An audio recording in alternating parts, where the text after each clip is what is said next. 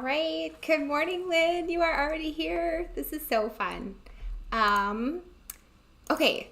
I'm just making sure all my technology is in place. I believe everything is working. Okay, cool. I think my audio is just picking up one thing. Oh, Montana, I just finished your bunny. Ready for Sully. Oh my gosh, you guys, this is going to be a lot of fun. It will be a longer live because I'm painting big and I'm painting from start to finish. So I totally understand you if you need to go, you can't finish the whole live with me. Just know that you can come back to it. The replay will show up right away and you can finish your Sully at any time. I'm going to start with a couple questions that I've gotten since our last live, and then we're going to just dive right into painting. When we're painting, I'm going to take a couple breaks. I'm assuming that I'm going to need some drying time, and that will be when I come back, talk to you guys, and catch up on questions from the chat. So I don't have anybody else helping me with this live. I don't have any kind of assistance or anything right now. So if you ask a question, just know I will get to it. It just might take me a while to do so. So a couple questions that have come in. One is, can I paint this in my own size? And the answer is absolutely yes. So every painting that I do that's a paint-along here on YouTube, I have given you the reference photo and the tracing. So you should be able to load that tracing onto your computer or your iPad or wherever you're tracing it from and increase or decrease the size, zoom in or zoom out, according to how big you actually want to paint it. And that's the other beautiful thing about tracing, is that it's your art. You get to do it in whatever size you want to do it. So you'll see when I switch my camera over that I'm painting Sully pretty big. And that's just how I like to paint. I am painting on a full-size sheet of Kilimanjaro today. I have cold press 300 pound full-size sheet of Kilimanjaro, and I'm painting Sully kind of in the corner. So there's going to be a lot of white space for how I'm painting him. Again, you can paint him however you like to. I like Kilimanjaro and I kind of don't like Kilimanjaro. I definitely prefer Fabriano or Arches over Kilimanjaro, but I have a ton of it, so I wanted to just kind of keep using it up. And it's not a bad paper by any means, so it'll be really nice for this painting. The other question that came in was kind of, when do I know if I need a flat brush, a round brush, or a grainer brush? Now, these are the only types of brushes I've actually talked about, is flat, round, and grainer. There are a ton of other sizes, and I briefly covered what those are in the video, the supply video about brushes. But basically, most of my detail work is with a round brush because it comes to a point. The term round brush kind of is frustrating because they come to a point. So I'll do my detail work with that. I'll do fur, feathers, and foliage with my grainer brush, anything that needs that sparse look, textury, kind of bristly look. And my flat brush I will use for painting with water, step 1 in the 3-step process, and I'll use it for glazing. I'll use it for visible brush strokes. I'll also use my round brush and obviously my grainer brush too for visible brush strokes. If you're adding any kind of glazing or texture to a certain area and you want that look of the brush stroke itself. So I try to talk and tell you as I go what brush I'm using and what brush I'm switching to. But hopefully if I miss doing so, you can see what brush I'm using and see how I'm using it, because I don't always catch myself and to tell you that in time. Hopefully that's helpful. The other question that I've gotten a few times is, can you sell your art that you've made based on these tutorials? And the answer is absolutely yes. 100%, it's your art. I'm sharing, I have like no copyright on the photos that I'm sharing with you, and there's no copyright on the tracing that I'm sharing with you. So if you want to sell or reproduce or whatever, the art that you make from these tutorials, that's 100% okay.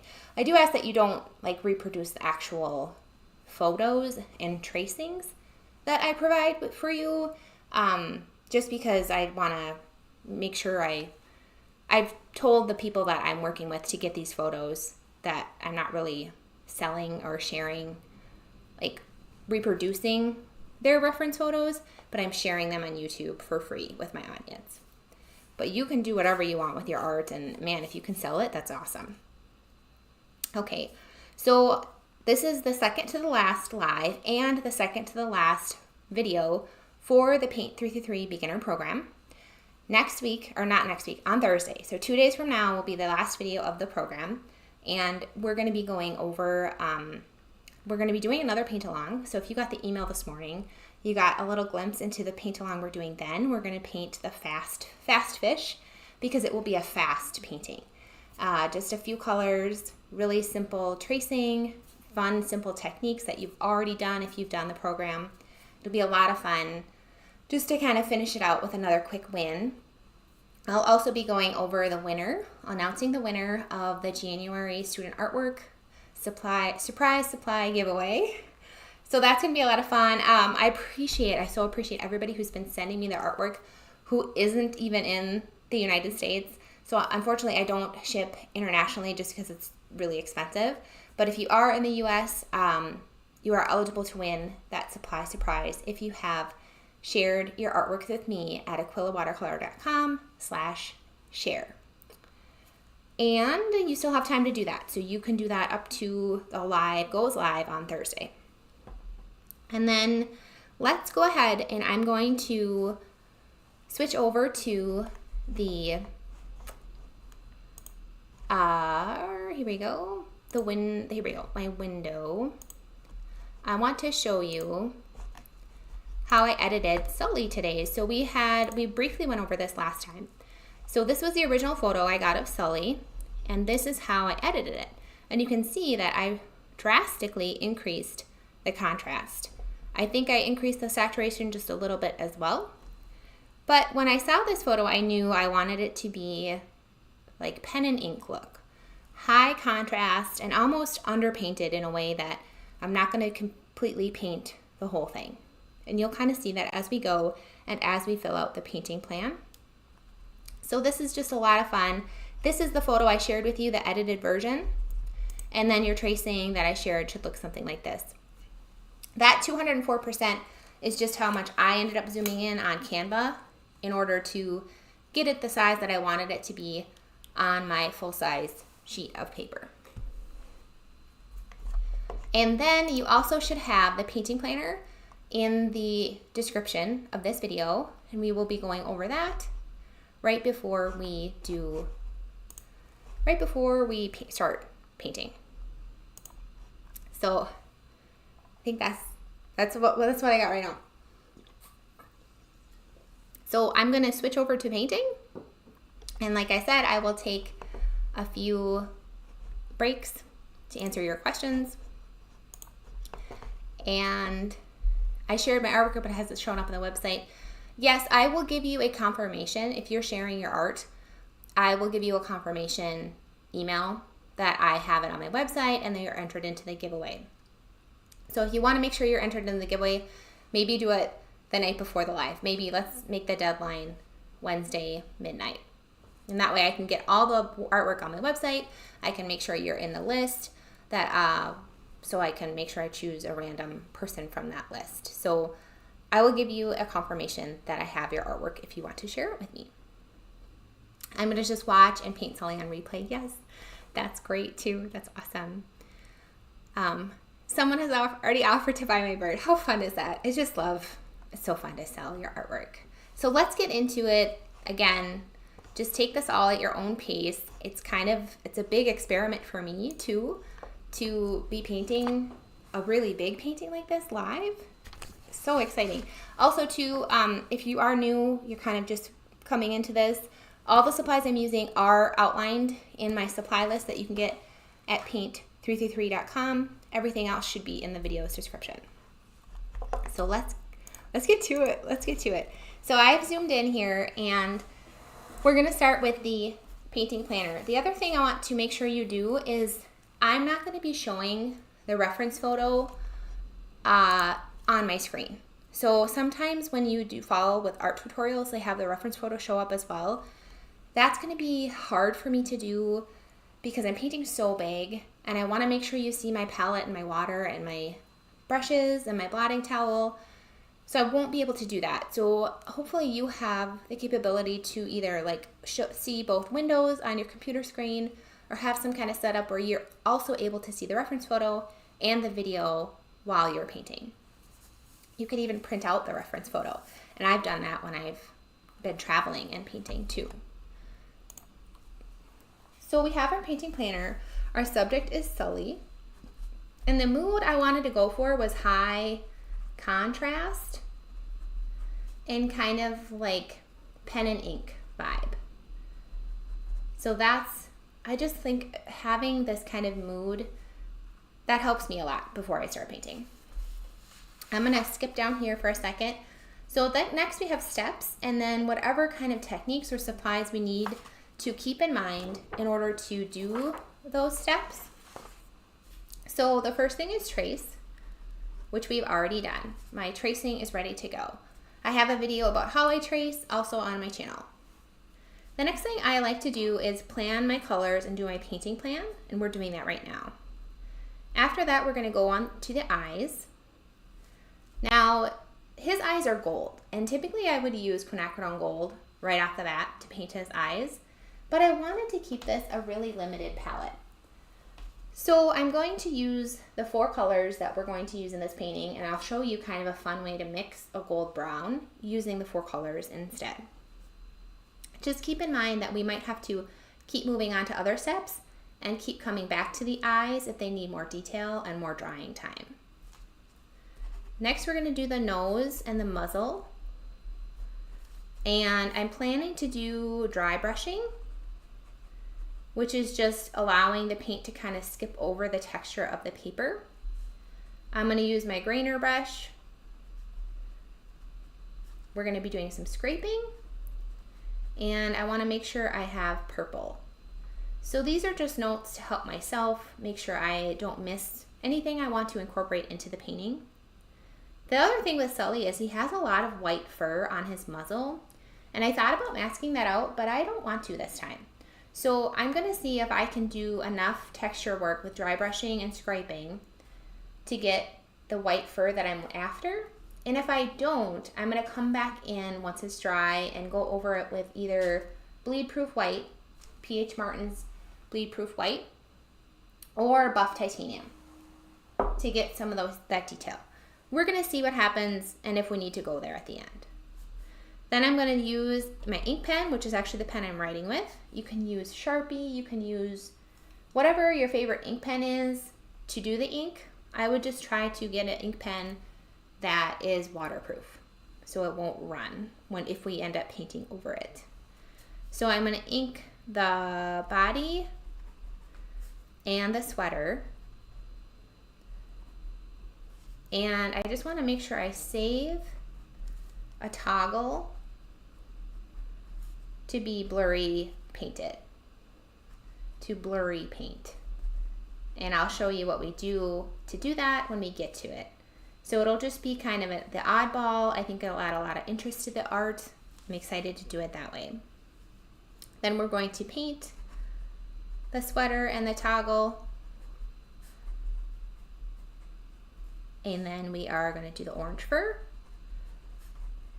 in the face.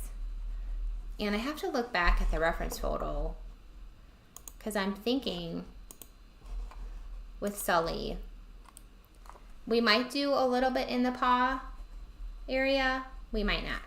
We might leave that completely just inked. We'll see. Could be fun. We'll see what happens with that. And then splatter at the end. The other thing I wanted to go over quickly too before we do the colors is just showing you what I have with me to paint. So I have my painting trace right here, my painting planner that I can follow so I don't have to be confused about what to do next. I have my palette.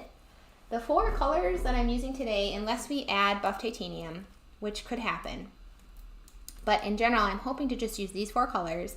Wild fuchsia / rich opera / opera pink. It's just PR122 is the pigment code. So sometimes that's also called quinacridone magenta, We have neutral tint, Joe's yellow, which is azo yellow, and then ultramarine blue. I have my water, my dirty and my clean water, which I always recommend having both. My blotting towel, this is just a cotton tea rag. I'm not too picky about that. I have all my brushes ready to go, just a lot of size 6 round brushes. I have a couple flat brushes. I have this big guy just because this is a really big painting and I might need it. And then of course I have my grainer brush. I have my scraping tool. It has masking fluid on it right now. So my scraping tool for scraping in some fur detail. And if we paint pull, I don't think we're going to do that though for this one. My pencil and whatever tool you need for ink, for the ink part. This is a Uniball Deluxe. I absolutely love it. I've bought a million and I only can find like 2 because I give them away. I have my Kleenex, which is awesome. You definitely want Kleenex by you for a rescue. If you just drop paint somewhere you don't want it. If you get like dirty hands and you find you're getting your paint all over your painting because your hand is resting on it. Love having Kleenex by me. I also have a sheet of spare scrap watercolor paper. If I want to test out colors or techniques, I can do that. I have this ready to go in case we use it. I don't know if we will yet. And then the other thing I like to do is my lint roller. And sometimes I just find myself needing that mostly because I have cats and they are just rule the roost around here. So having this handy is really nice. Let's go ahead and do the color portion of our painting plan.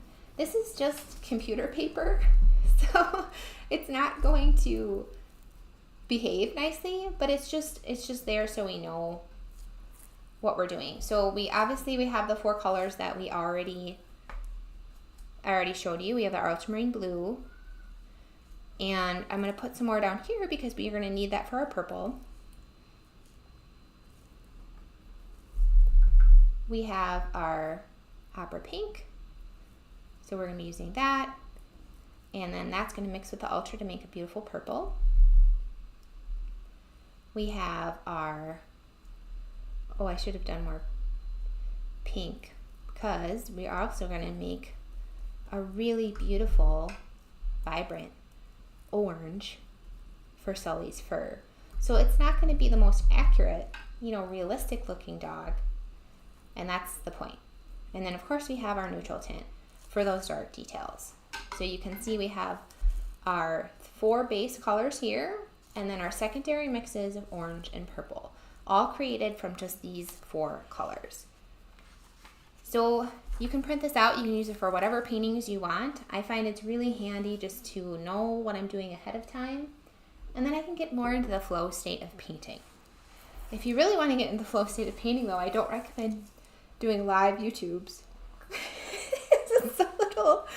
It's harder to, I don't know. You get it though. It's just tricky. I'm zoomed in already on his eyes, and I've made sure to make my pencil lines somewhat dark so you can kind of see where they are. I have to adjust here. I'm sorry if this, I just have to adjust my computer screen so that I can see the reference photo. So I got a couple questions here. I painted the fish, but perfectionism delaying my painting others. Yeah, I know, it's hard. You just have to get in there and try it. Practice techniques. A painting plan really helps to kind of ease your worries and have a plan. I know that's just been a total game changer for me. Would 100% cotton paper give the same results as Fabriano Studio? It would probably give you better results. Fabriano Studio is mostly cellulose. It's only 25% cotton. So I would try them both and just see what you like. At that point, it's just preference. And it's kind of cost because the Fabriano Studio is so cheap. But I just love how it behaves, but it does handle water differently. And the drying time would likely be different. I would just test it out according to how you like to paint. So that'll be it for the questions for a hot minute. This is just so weird because now that I can see my reference photo, I have to make sure. Okay, I think it's all working. Just weird. But awesome. This is really fun, you guys. So let's start in with his eyes, and we're going to start how I like to paint eyes. You know, my 3-step process is paint with water, drop in color, finish with texture techniques, but that's not the case when you're working in areas of really high detail, because we want to have accuracy and precision. So eyes, I always help myself out and give myself outlines. And I do that by doing a heavy mix of neutral tint. I have my silver black velvet brush, round, size 6. Heavy mix on there. And it's not blotted. I don't need to blot it because this is such a heavy mix of paint. I'm just wiping it on the edge a little bit so I don't have a huge pool of paint on my brush, but I have enough. And it's a heavy mix. It's not watery. It's just there's a lot of pigment in there. And I help myself out. I should say too, we've traced this, right? But I encourage you to give your painting a look over before you start painting. Make sure it actually looks right. Because even when you trace, you can still get it skewed. It can still be disproportionate. It might not look quite right. So give it a once over. Refine your drawing. I've already done that. Make it dark if you can't see it enough. Don't be too afraid to have visible pencil lines. Just help yourself out. Give yourself a good foundation to start painting. And I apologize too if my hand gets in the way. I'm going to try to be cognizant of that as I go so that you can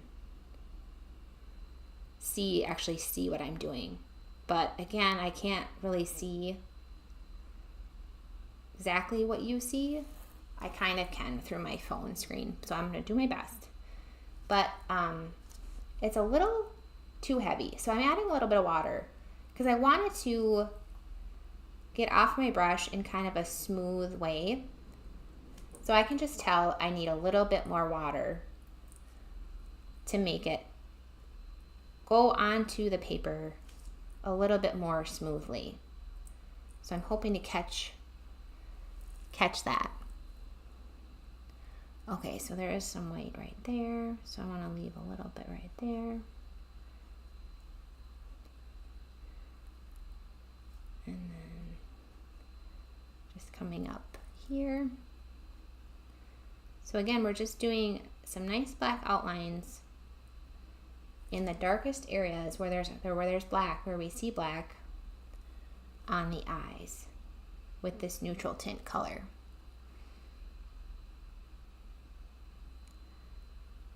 And the other thing I will do a lot is probably switch between the color I'm painting with and a wet brush only. So it's wet, water only, and blotted. And oftentimes I'll come in because we also have to think about our edges while we paint. So if you see me switching, I'm most likely just switching between the color I'm painting with and my blotted brush.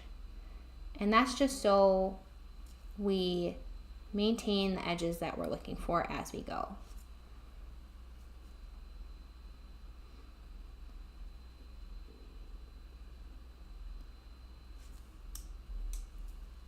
I also like having a lot of the same size brush to have different colors on each brush, so I don't have to clean them constantly.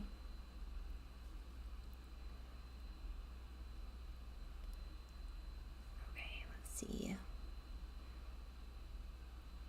He's got a nice white space here.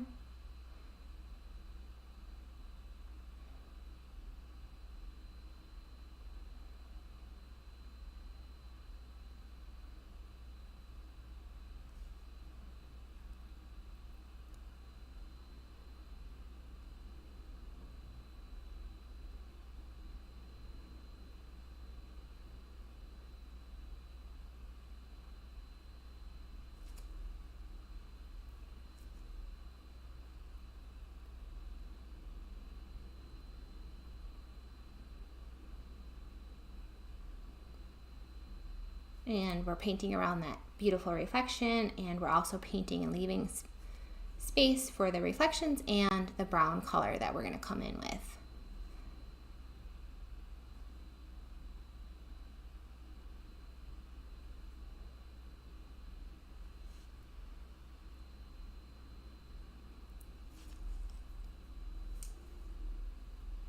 My wet brush, water only, just making this kind of soft.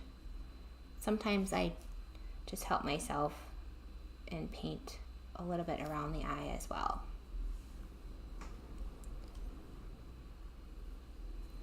I'm going to soften these edges around the eye right here. But with eyes too, you'll need a mix of hard edges and soft edges. So don't go too crazy softening everything. Since we're here doing a little bit of the black, I'm gonna go and kind of give myself a little bit more of these outline areas with the black. And don't be afraid to just plop it on. I have a lot right there, so that's what we have this for. So just keep in mind those areas where the black is kind of reflective and more of a gray color, and save those areas to be gray. So I'm just softening some of these edges, making sure I leave those gray areas gray. So sometimes I don't blot it. I wanted to kind of give a little bit more water some of these areas. The rest of the detail I think we'll do with the grainer brush. So now I'm going to go and do the same thing on the other eye.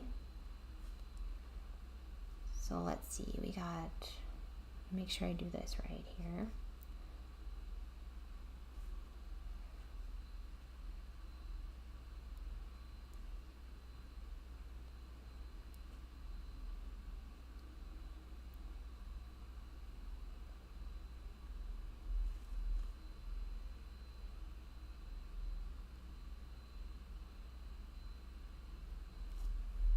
Now, another reason why I like to paint big is because I find it's just easier to capture all this detail. It's a lot of detail that I want to get, and painting big allows me to do that easier.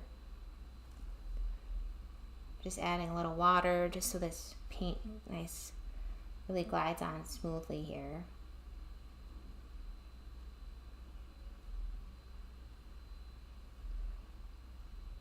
And then making a little texture by going into that dry area, saving this reflection.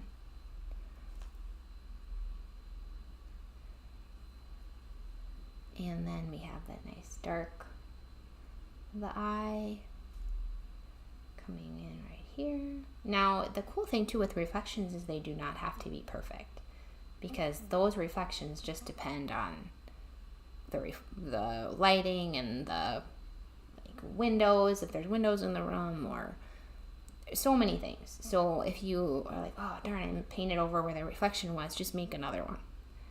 But you're gonna try to match them up a little bit, but I wouldn't be too worried if that happens. Just keep going. Just save something for the reflection. And then we have a little bit more of this pretty darkness here that I'm going to save a lot of it for the grainer brush too. I really like this pretty line right there where the eye kind of meets and then goes out in that direction. That looks kind of cool. Alright, got my blotted brush. I'm just going to soften these edges and let that paint run into these areas I paint with water. Adding a little bit of water.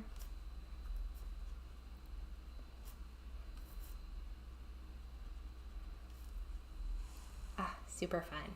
Okay, so now I would probably go in with my brown, which I would, you know, cheat and just use this. You can see that. Okay, my quinacridone gold. But I just want to show you quickly a fun way. So I have this in my yellow, yellow handle, so that'll be the brown color or the yellow. Just to mix up a brown, I'm just going to see, our orange is going to be yellow. You can't see that. Just try to make you be able to see this yellow. Here you go at the top. Our orange is going to be yellow and pink. So I'm going to start by mixing that up. And I'm not going to let this mix on the paper just because the area is too small. If it was a big area, I'd go to town and let it just happen all over the paper. But it's just too small of an area to make that happen. So how vibrant and pretty is that? I want you to be able to see that. That pink plus yellow color. I'm going to see what happens when I drop in a tiny bit of neutral tint. And see if we can get a pretty-ish brown. I don't know. That's not bad. Let's just see what happens. If you have quinacridone gold, use that. You can definitely use that. I just wanted to see how this would look. So taking a little bit of this mix. I don't want it to be too muddy. We'll find out. And we're going to just put it wherever we see the brown in his eyes. And we're going to come in and do some ultramarine on those reflections and kind of around the reflections. So you don't have to go too crazy with the brown, but give it a little bit of a... And the cool thing is even if you can't see it, you know where brown is, right? Because it surrounds the pupil. So I think that's kind of neat. You can just go put it where you think where it should be, even if you don't always see it. Our black is still wet, so they're kind of mingling a little bit, which is just fine with me. I don't know, that's kind of a pretty color.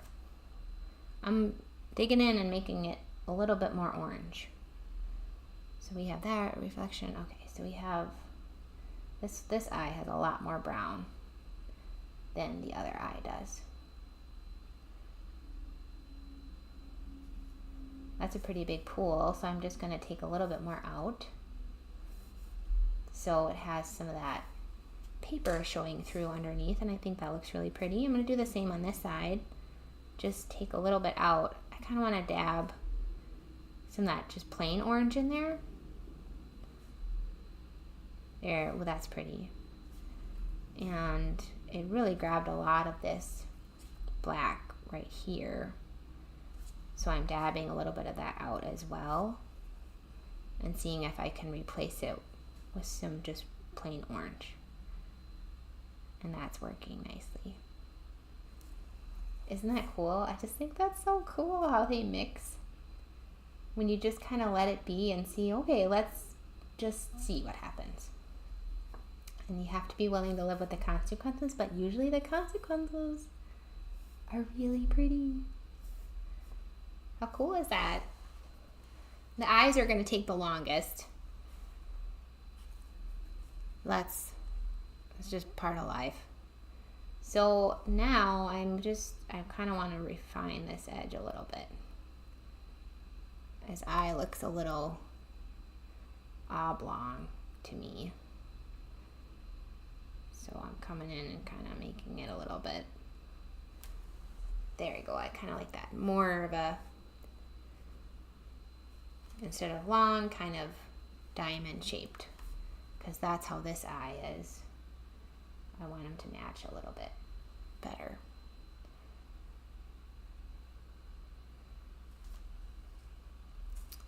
Alright, I'm going to put a little bit of orange over here. I don't know. I just kind of think that would look kind of nice. Okay, I'm going to wait to come in with the blue till after this dries because we know that blue and orange will probably make a little bit of a green color. which we're not going for. So we will come back to those eyes. Let's move on to the nose while we're waiting for those eyes to dry. And we're going to do the same thing by giving ourselves outlines, because this is an area of precision. So we know where the darkest dark areas of the nose are, and we can just come in and fill in the blanks. It just makes it a lot easier. So and the cool thing too is his nose is just kind of rough. It's not like a perfect nose. So we don't have to be perfect either. And that's always a good nose, because, oh goodness, I'm kind of a messy painter, kind of a messy all around. So I don't want to be perfect in my paintings either. And the cool thing is too, is even once this dries, you can still soften it. So don't be afraid to give yourself some nice, beautiful, visible brush strokes with your black. We will come in and deal with the consequences later. And it also doesn't have to be perfect, because we still have to fill it in with color. So you're probably going to lose some of the detail. So I wouldn't overthink it. I wouldn't put too much detail in right now. And I want to make sure, okay, you can still see the muzzle. The other thing is, I'm painting the mouth here, the darkest darks. He has this really pretty reflection on his lower lip. We want to make sure we keep that. You could lift it at the end like we did with the funky fish, how we lifted out his lower lip. I think this is just such a shiny and important reflection that I'm not going to risk lifting it. I'm going to keep it white. So keep that lower lip right there nice and white. The other thing is our focus with this painting is an inky look. So these beautiful, bold brush strokes fit the theme very well. So we are not going to be afraid to do these beautiful, bold brush strokes. The other thing I try to do is kind of paint this way to this way, so I'm not bumping it and getting paint all over my hand, but it's, you know, like it's just part of painting. I can't always avoid that. Now, what's going on over here? My drawing looks a little funky here. Let's see. We got the lip, we got the black lip, and then we got this white area. All right, we're just gonna paint this in. My drawing, I don't know. My drawing doesn't look quite right there, but I'll just draw it in with my colors instead. There we go. And doesn't this look cool? I just think it looks so cool, this high contrast look. It's so much fun. It's so much fun, and I just love it. I just love it. The other thing is that right now, kind of we're dry brushing a little bit, because it's just skipping over the texture of the paper a little bit, and that's kind of fun.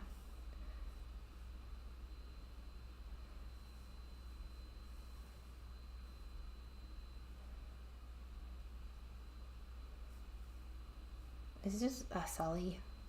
I knew I had to paint him. All right, this is the lighter side, so I have to be cognizant not to paint this side too much. We go a little bit more crazy over here, but leave this side underpainted, because we can always add more paint later. Okay, so we gave ourselves, let me see, I just want to make sure these nostrils are correct. A little bit more filled in than I did.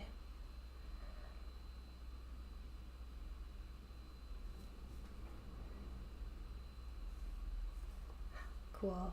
They just look so cool. I'm evening them out a little bit. That looks really good.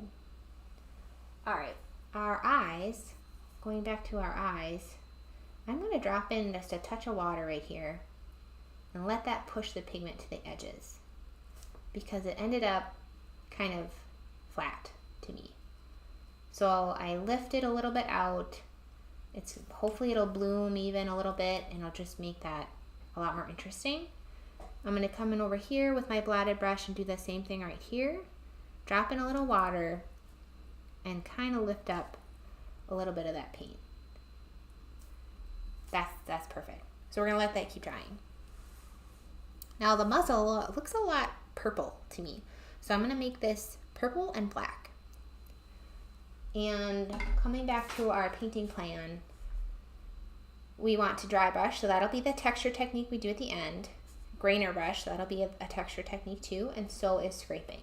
So we are going to start the 3-step process: paint with water, drop in color, and finish with those texture techniques that we are already planned out. So I hope I'm just gonna tint my water a little bit so you can see it.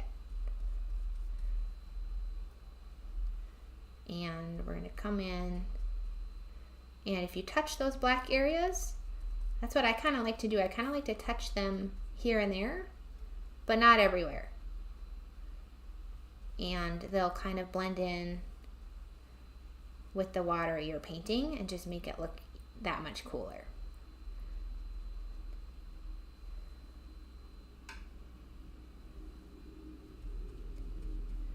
So I'm keeping a little bit of separate areas here. I'm not painting the whole thing, because working in sections too can be really helpful to give you more time. So I'm giving myself a little bit of time by working in sections. I'm coming over here and painting this part with water, this black area. So his lip kind of goes black, white, black, white. So right now I'm working in these black areas. And then we have a section over here. Whoa, I really tinted that water, huh? I gotta be careful too, because this side is the light side. I'm gonna lift a little bit of that color out. There we go. And I'm not gonna paint the whole thing here with water, because I do want to underpaint, which is just basically underwork it. Just don't paint it too much. So hopefully you can see here. I'm gonna come around, paint a little bit like this, and keep this unpainted. And then we're going in right here is his orange, so I'm gonna leave that alone and kind of get this area, because we're doing just the purple area right now. And this is starting to dry, so I'm adding a little bit more water on the section we painted first. Okay, so this is pretty, there's a lot of pooling going on, and I'm just going to see what happens when we drop in our color, how that looks. So I have my pink brush, and that will be for our purple. Actually, look at this. I have a purple brush. No, I'm going to save that for blue, because our blue brush is for our blotting. So we're going to do this brush like we thought. And I'm going to zoom out just a tad. Oops, that's in. There we go. So you can see how I'm mixing my colors. All right, I'm just going to check in and make sure everything is good on the stream. Looks good. Looks really good. All right, cool. You guys are still here. Just feel free to type your questions in the chat as I'm painting, because I will be able to take breaks and go over the painting as we go. Okay, cool. So yes, keep it going. Awesome. This is great. Okay. Pardon the interruption. Let's do our purple. Here we go. I'm gonna mix. Okay, the other cool thing we can do right now too is this is a big area, so let's let this purple mix on the paper. So I'm gonna put pink everywhere I want purple. And it's kind of in between a heavy and a watery mix. It's kind of heavy on my brush because there's so much water on the paper. that I can get away with putting a heavy mix on my brush so that it actually will blend in with the water and kind of become a more watery mix. This is cool. The other thing I like too, maybe what we can do is transition the purple into kind of an orange. So I'm going to drop in some yellow on this side and let that pink mix with it on the light side of the painting so that I can get some orange. There's a lot of pooling right here and it's just a little too much for me. So I'm just dabbing some of that out, dropping in some yellow. I'm going to put some yellow over here because I want this light side to be more orangey. And it needs a little bit more pink. So, oh, that's really pooling. That's a little too much. So I'm just dropping that out.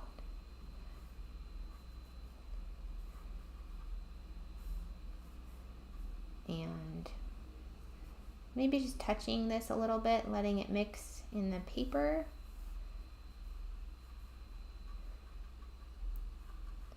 That looks so cool to get it to more of an orangey color. But I don't mind having a little bit of yellow too. This is still pooling a lot. I'm gonna take some of that water out. It'll take some of the color with it, so I'm gonna put some color back.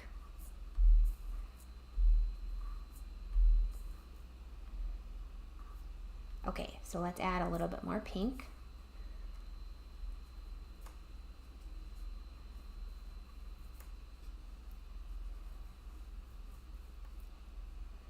Oh, that's so pretty. Okay, and then this purple handle brush will be our blue. Ultramarine is kind of a bully, so don't go crazy. Let's just see what happens. Let's not put too much on our brush here. Let's let it just hang out, see what happens. See, it's really turning it blue. And I'm gonna put a little bit here, but I kind of want to keep this side a little bit more orange. So we're gonna make sure there's that buffer of pink between the purple and the orange. But how cool does that look? Oh my gosh, that's insane. It's so pretty. A little bit more pink right here. Look at that. And that's happening because we painted with water and because we're letting the paint mix on the paper.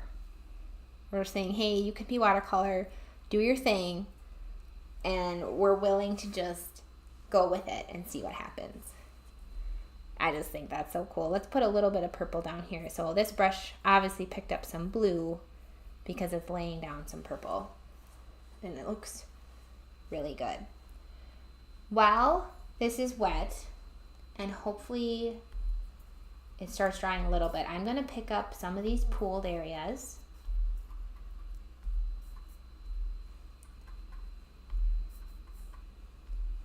Because I'm kind of going after texture now. So now I'm going to do a heavy mix of neutral tint on my grainer brush. So you want a heavy mix, but you still want those bristles to separate a little bit. Sometimes I have to do that by hand when I have a really saturated brush. So we're going to see if we can go in and get some of these grainer brush details in. And oof, see, that's really wet. It's really wet still. So we're giving ourselves, we might have to let this dry a tad. If you look for areas where it's kind of losing its shine, it's a good place to start.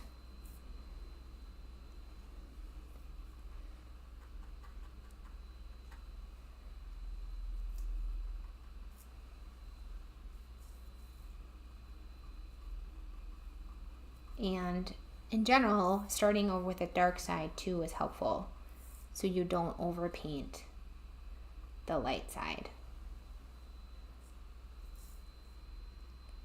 Okay, that's looking better in terms of those little lines, the little dots where his whiskers go, which I kind of lost. I can't see all of them, so you kind of have to make them up.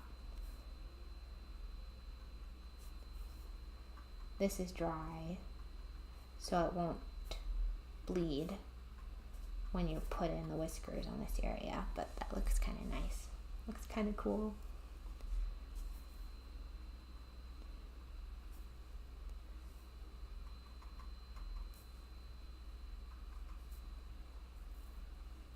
And he's got some black happening right here.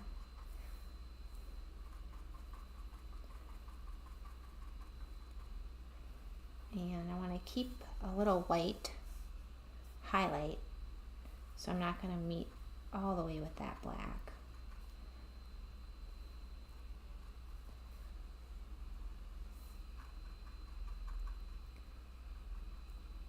And keep some edges without the grainer brush. This watercolor is doing really cool things, even by the edges, and we can let that happen because we're not going for perfect photorealism here. We're going for a painting that really lets watercolor shine. So we don't have to worry about making it quite perfect.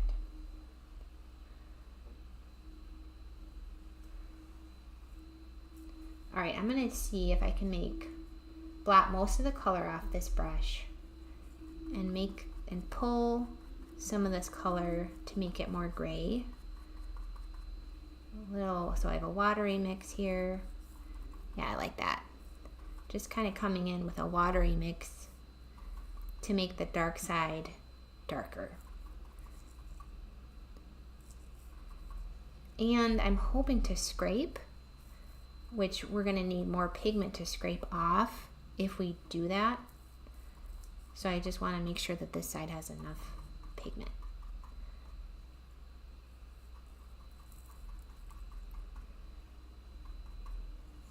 I might even come in, well, no, I don't know. Maybe a little bit more blue.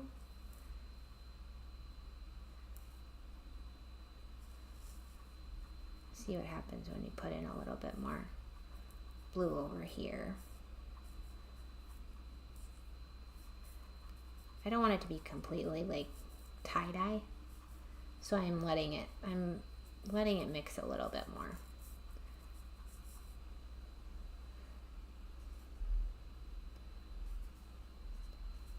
And let's see, it might be at a good spot where I can add in some color resist, where you drop in color and it kind of pushes the paint away a little bit more. I think that looks really cool. That's looking really neat. I'm going to drop in water. So now we're kind of moving on to step 3 once we started with our grainer brush here. But now I'm just dropping in water because this area of his muzzle is kind of reflective and smooth. So I want to push some of this paint away. So I'm dropping in water and kind of pushing it into the areas where I want it to move the paint.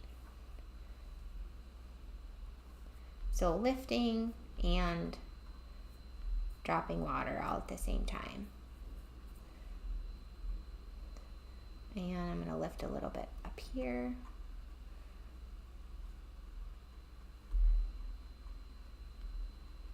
And drop in water and lift. Okay, just dropping in water, letting it push it out. So I'm going to do a little bit more water, dropping in water, letting it push the paint around, create some texture. I like that. That's going to look cool, having a little bit of water out in these areas. So I'm going to drop in a little bit more water. It's going to bloom, and that's what we want it to do. We want it to push the paint to the edges, and that's what blooms are. Overall, very happy with how that's looking. Let's see here, we got some black. Don't want to forget about these areas either. I want to get a heavier mix than I had on my grainer brush and just do some texture still while it's kind of wet.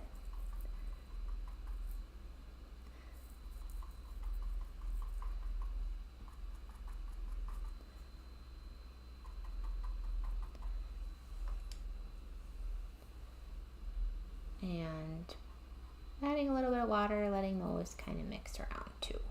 Look at how this is blooming. Oh, it looks so cool. Sometimes I go water happy and then it takes forever to dry. I'm gonna go a little bit more water here.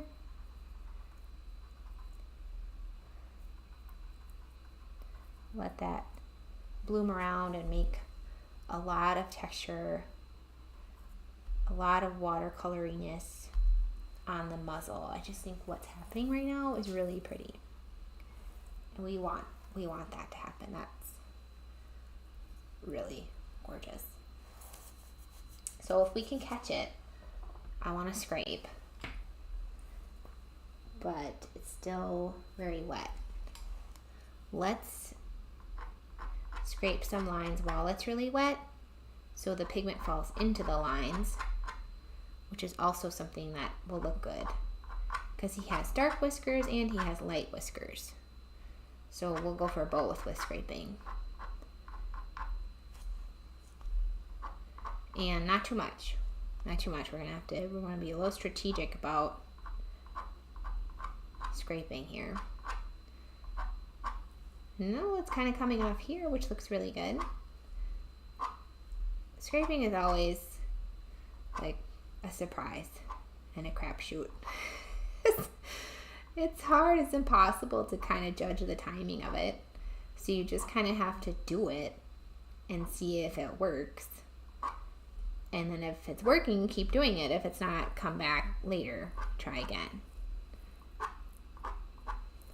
But I do like, oh, see, okay. This almost looks like color resist. I think that looks really cool. I'm gonna come in, this is like the perfect time for color resist. So a heavy mix of my opera pink and coming in and letting that opera pink push some pigment around. And I'm doing it in little dots. So it kind of goes with the theme of his muzzle. And putting a little bit over here, seeing if color resist will work over here, and I think it is.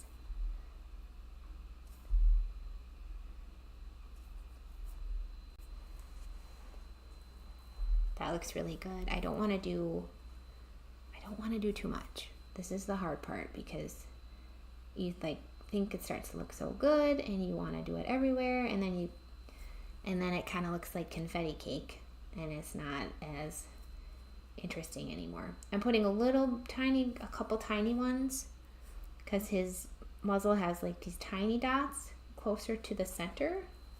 So I'm putting a couple in there. And I just wanted to catch that because once it's dry, that will not push any pigment around and we'd lose it. So we wanted to make sure we caught that area for color resist. Let's try scraping again. And you can see it's kind of pushing some of the pigment off. Cool. Ooh, look at that one. That one turned out great.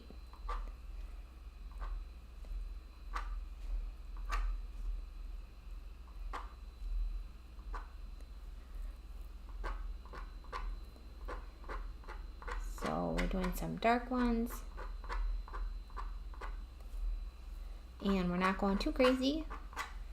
We don't want it to lose the impact by putting it everywhere.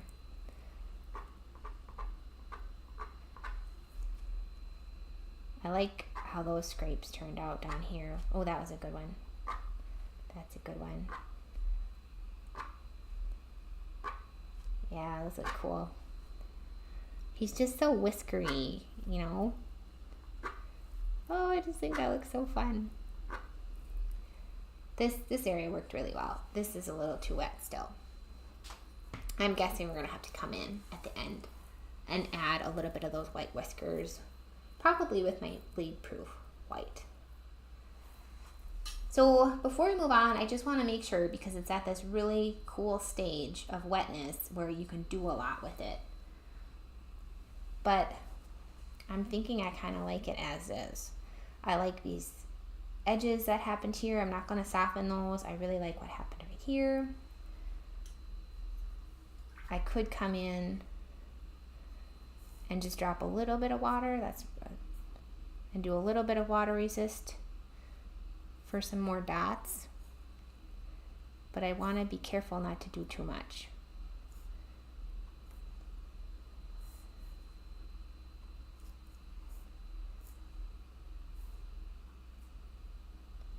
And you can kind of see those coming to life a little bit as they start to push the pigment around. It's just adding a lot of texture, making the muzzle look really interesting.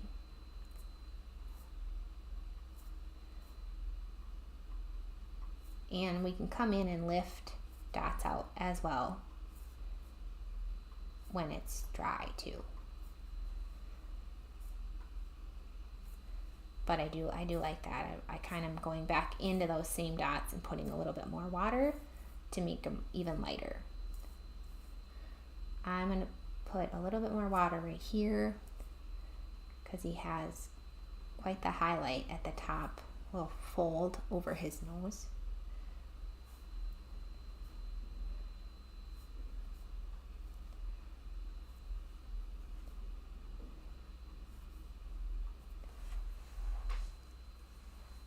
Super fun. Let's just see. I don't know if we can scrape anything else. Oh, we can. Look at that. That's perfect timing for scraping. So we can go in. I'm getting to the point where I've done a lot of scraping though, and I don't want to do too much more.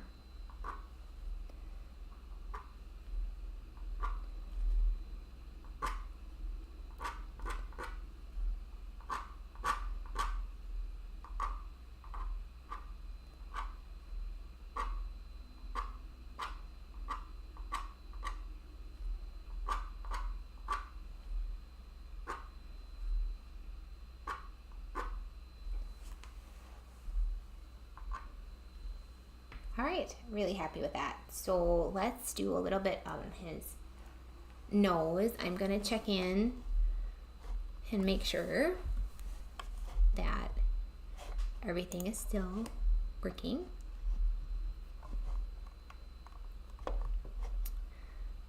Okay, cool, I think. Okay, it looks like we are still on. I'm still seeing some chats. I'm just checking in here. Thank you for taking us through your thought process. Absolutely.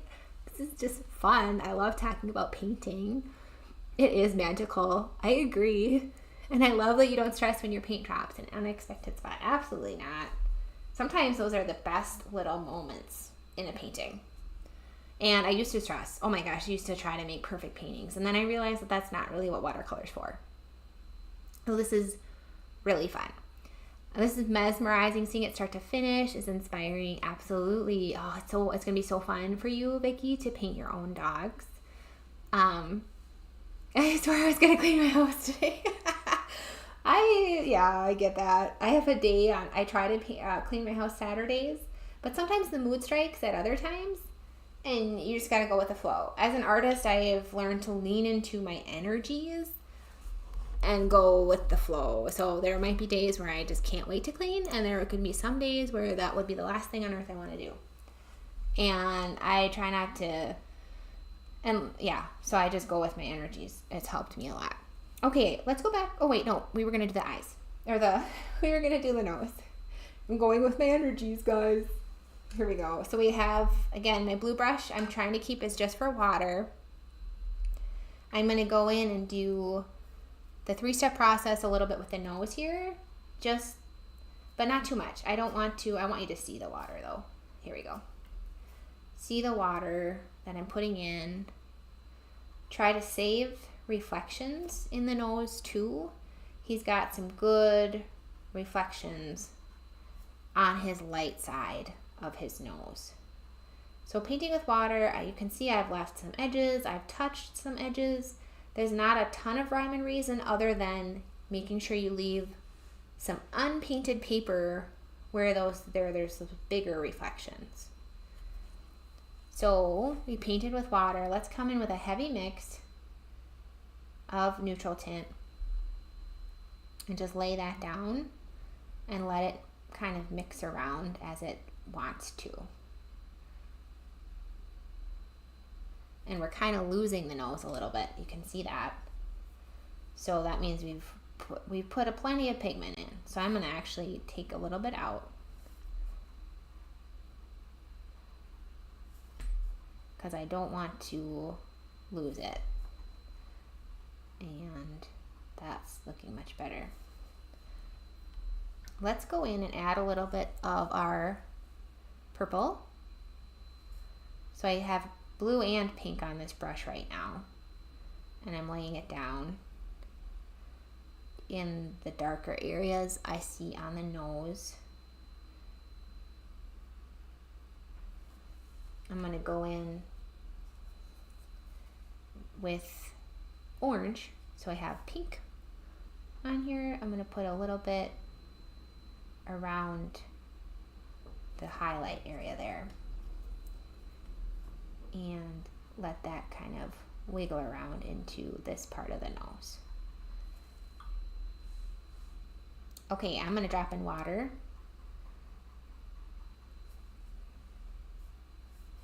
It's a lot of water. And lift a little bit out. I like that these white areas that I've saved, how rough those edges are, because it really matches how rough Sully's nose is. So I kind of want to keep those intact. His nose really blends into his muzzle. So this is good. This is a good thing. So I dropped in a little bit more water, trying to let it push the pigment and encourage that granulation, because it's very rough, as I've said many times, very rough nose. I think that's what I'm going to do for now. We'll come back for texture techniques. Let's try to finish the eyes.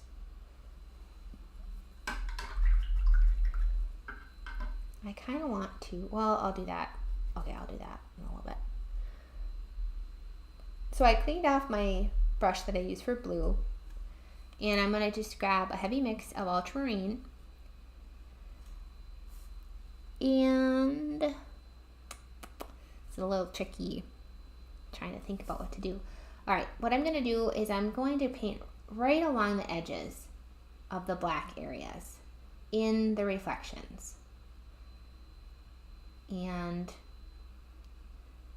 right along, and then what I'm going to do, I'm used to putting paintbrushes in my mouth, and now I can't do that because I have to talk. I come in with my bladder brush, and I'm going to touch those blue edges and let them kind of fizzle into the reflection. Let me zoom in so you can see these eyes a little bit better. So kind of dropping water and touching some of those blue edges here. And I'm touching it over here where that reflection is while the blue is still wet, and letting it fizzle around but not completely take over the reflection. You want to make sure we save some of that white. Now while I'm in here, I'm going to soften some of these harsher neutral tint edges along the bottom of the eye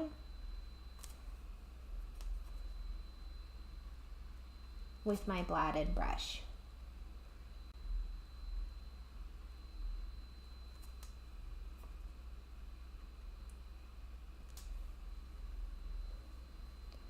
That looks so fun. This is fun. This is working.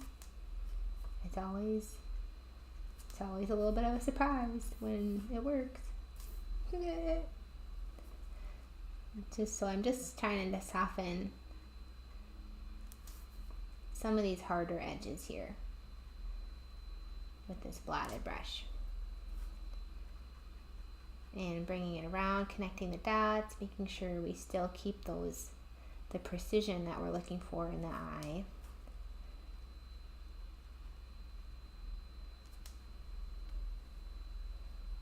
I really like how that looks. I think we'll wait for it to dry and we'll come back in with another layer of brown to make it nice and rich. So let's do the same thing. We're going to take our ultramarine blue, a heavy mix, and go around the edges of the reflection. This eye has a pretty kind of white halo right there that I want to keep. There we go. Okay. So painting around the black areas of the reflection. There we go. I hope I'm not blocking it for you to see, because now we're going to come in and soften it and kind of let it also fizzle right into the reflected areas.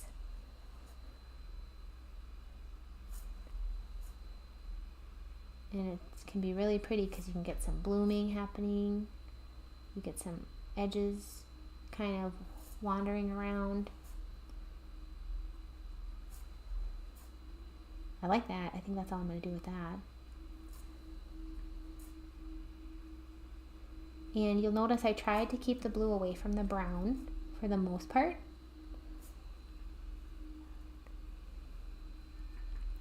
I think what I'm going to do around this reflection, since this reflection is in the brown, is add some pink and make this reflection be a little bit more purple. So adding a little bit of pink here and adding some blue, and then coming in with my blotted brush to just fizzle it into the reflection a little bit. So we want it to be purple. I added quite a bit of pink, but I'm going to deal with it.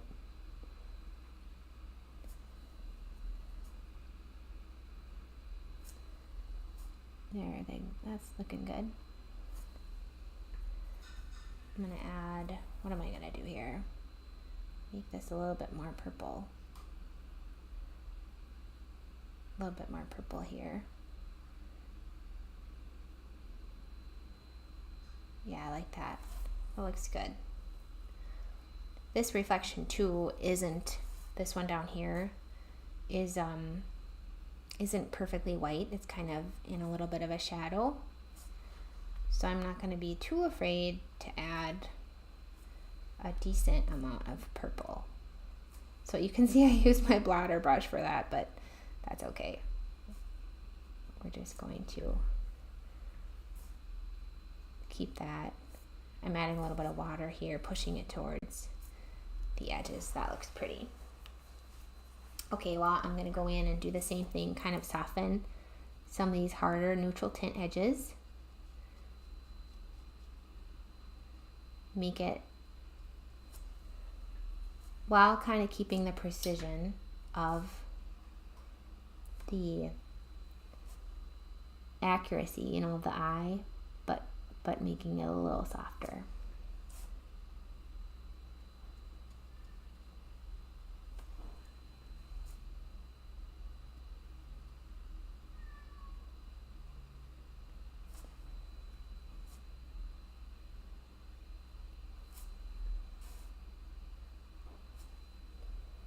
And this little reflection, I'm going to add quite a bit of water here. I kind of want that to just get a little watery. There we go. And this is gray, this area of his eye.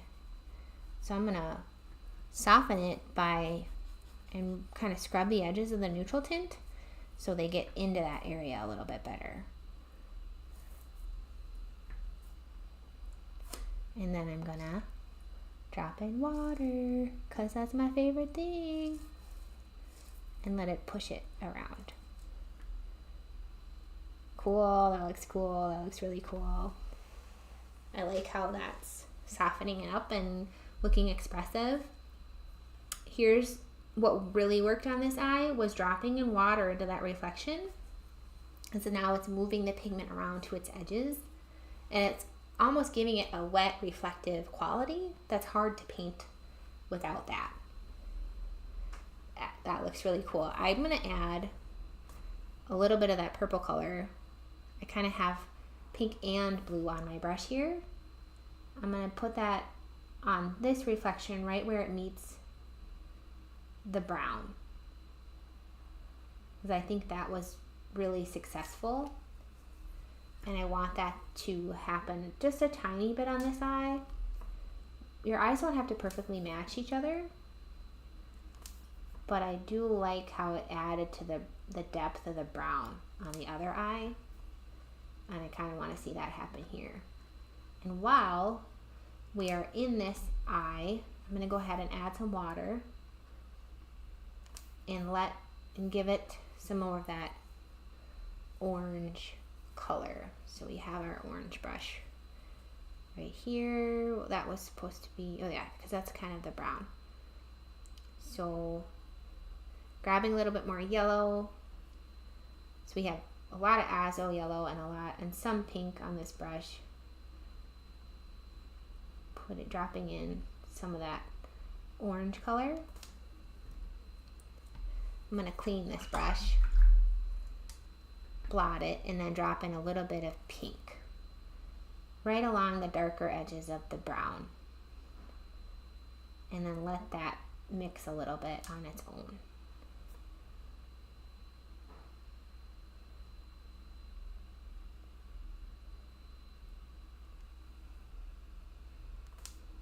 I'm going to grab a little bit more of that orange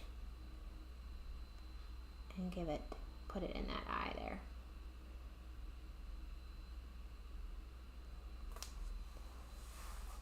Fun, super fun. I love that. So our eyes, pretty much done. Let's finish the texture techniques on the muzzle. It's kind of barely wet. It's like the water is in the paper right now instead of on top of it. So we'll see if we can go ahead and go in with our grainer brush, some neutral tint.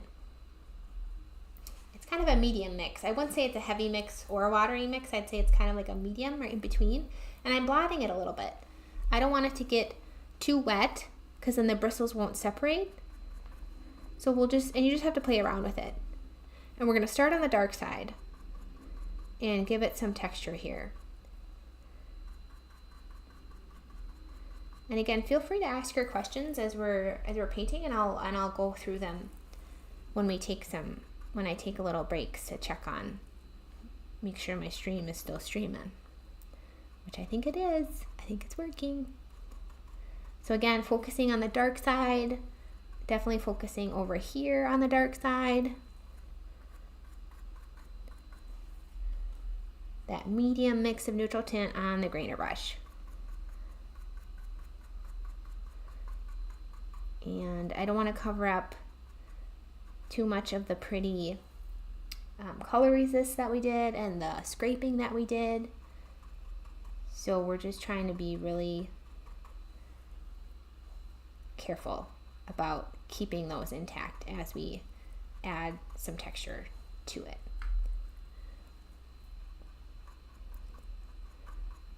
And some of these pretty watercolory edges we want to keep, because technically, yes, he's furry everywhere, so we could go and just grainer brush the whole thing, right? And we wouldn't be wrong, but it also would lose some of that cool watercoloriness that we're after.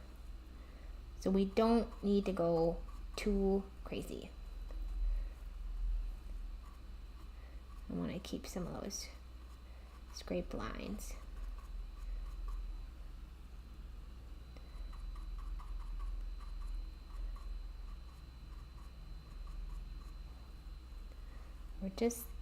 Sometimes you just want to suggest it, and not fill in absolutely every detail. Especially right here, we have some really pretty blooming.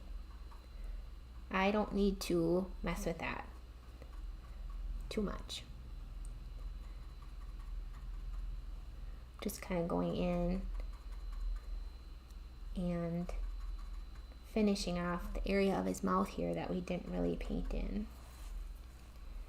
And we're thinking about our edges, so I'm going to blend in some of this as we're going along with my blotter brush here.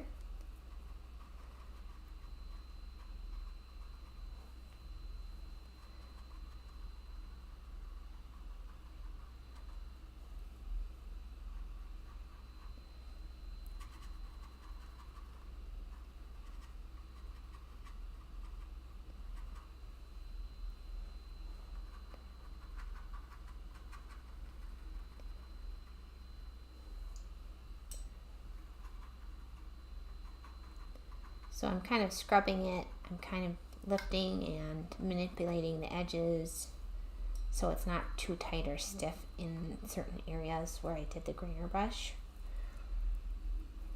And I kind of want to do the blend in these areas so they're not too harsh. I really want to keep this white, so I'm going to just soften this edge here. Keep that really pretty white there. I like that a lot. So I don't want, since I want really this one to be the star of the show, I'm going to blend in a little bit more color in these areas.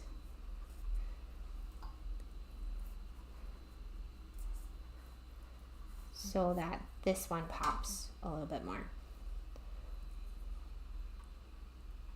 So blending that color in a little bit. The blotter brush. It looks really cool. And just blending in, just picking up some color that's around these white areas and filling them in with the water of my brush and the color that it's picking up around it. Just barely kind of giving it a little bit of color. So it's just not quite as harsh, and we don't want our eye to go too far out to these places. Just brushing it in just a little bit.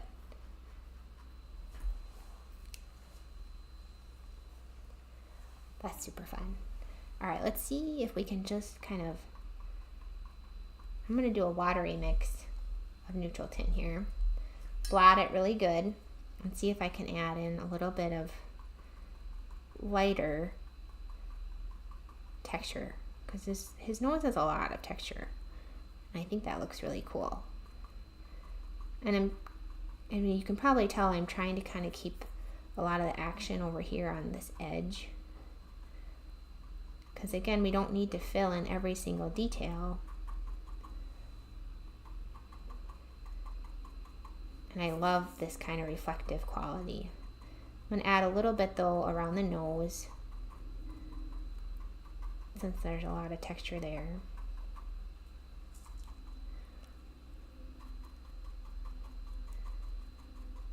I like how this looks. I like this texture that it's giving just by kind of like pressing the grainer brush down onto the paper. Watery mix, but you got to blot it.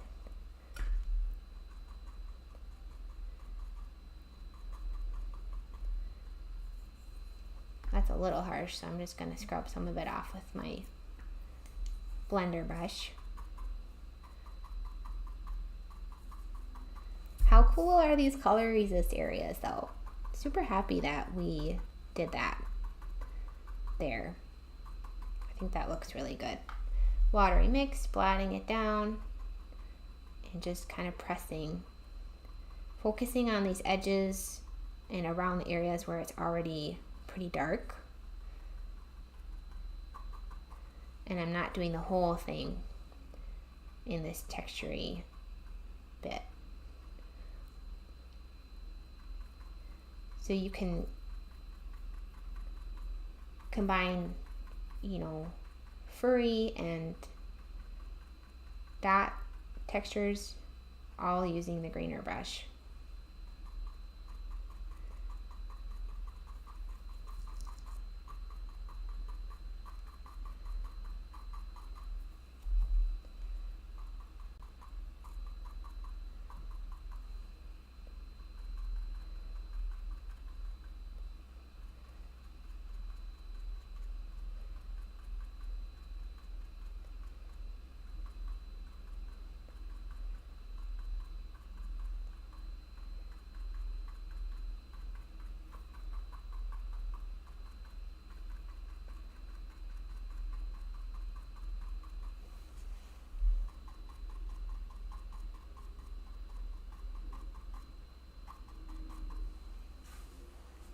Super fun. That's super fun. Okay, what is the next step? We have the ink on the body and the sweater. So I'm going to zoom out. Oops, zooming in. Zooming out a little bit more. I'm going to make sure you can see it.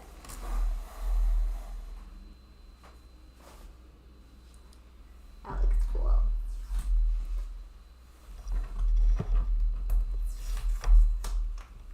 Painting taped. I'm going to move it up for you. Let's see. Okay, his body, so you can see that and that. And move up. Don't need it like that.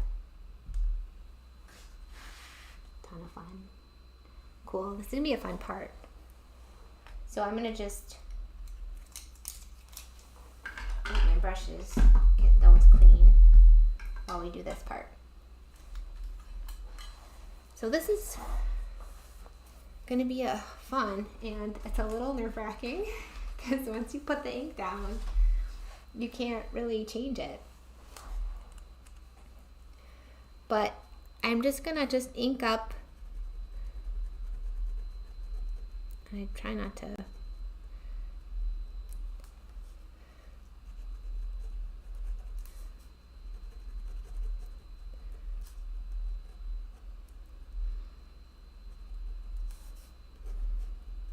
And sometimes I feel like the faster you go, the better it is. Those of you that like to draw will probably do this part very well.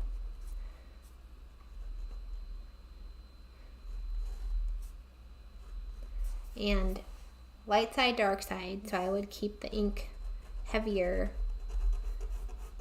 on the dark side versus the light side. And you can always come in and do more ink. So your first pass through, keep it kind of chill. And I found like the faster you go, I don't know, for some reason it just looks a little bit better. So we're kind of getting into his face here, which we don't need to ink. I don't think. I don't know. We might. I don't know yet. Oh, you can't see what I'm doing up there? Okay, I'll wait. I'll wait up there.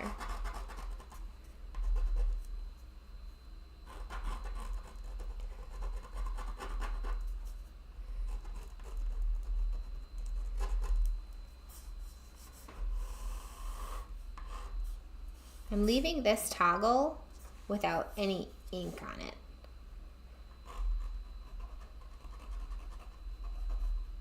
Because I want to do it blurry, I think.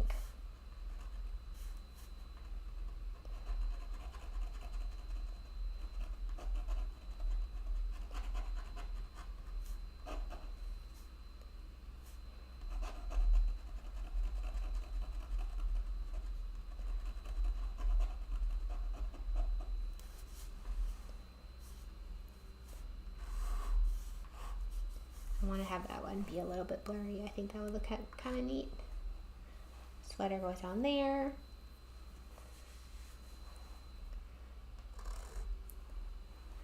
And I'm going to fill in some of his sweater with ink because I'm not going to paint his entire sweater blue.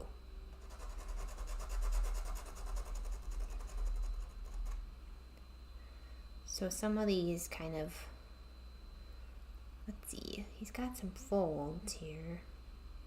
There we go, there's a fold. That's what I did right there.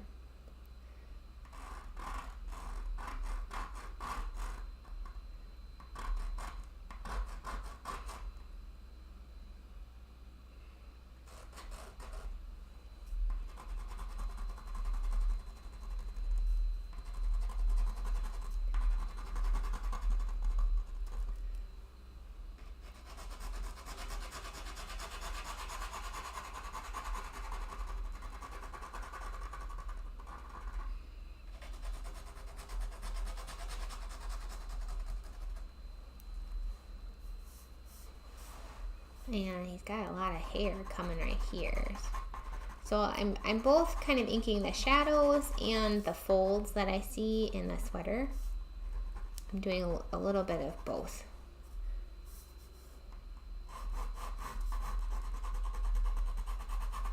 And I'm trying to keep it, most of it, on this side over here, and just have some nice kind of lines on this side.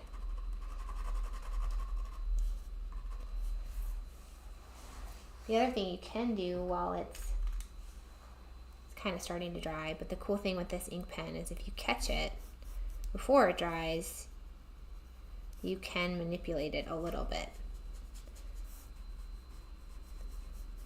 So you can kind of get it to be a little bit watery, and it's just kind of going to look really neat.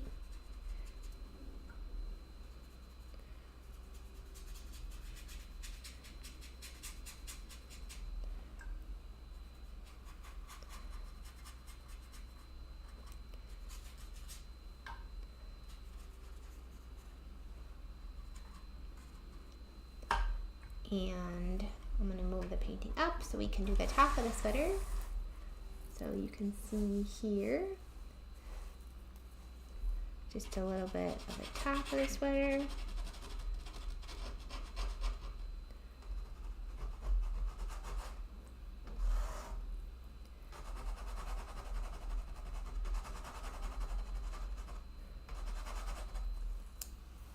And then come in, ooh, wow. So that's what it does when it's really wet, like when it's really fresh ink. Well, that looks cool. This pen is amazing, you guys. I love this pen. I'm gonna come in and do the same thing with the wet, while it's wet. See if it'll let me do it. It doesn't like to draw on paper that's already wet, so that's good to know. But you can come in with another layer once it's dry and then manipulate it like that. Oh, I love it. I love it. I really, really love it. I'm gonna do something crazy and actually ink a little bit of his fur. So, can you see his ears? Let's see, right here. You can, okay. So I'm gonna just see if I can just ink a little bit. And the cool thing is we can come in and do more ink later too.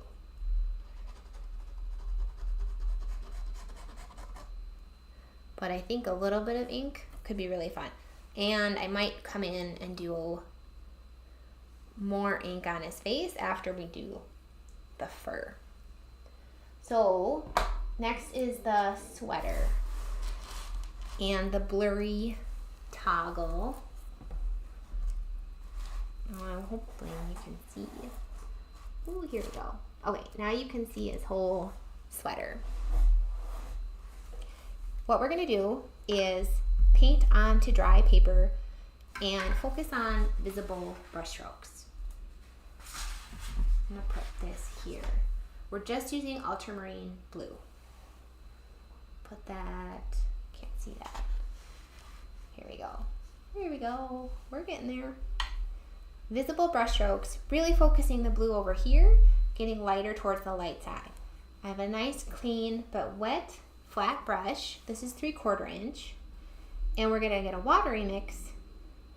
Ultramarine blue is very saturated, so air on a little bit more water than you think.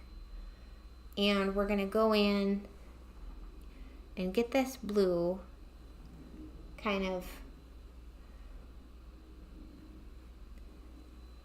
in these areas here.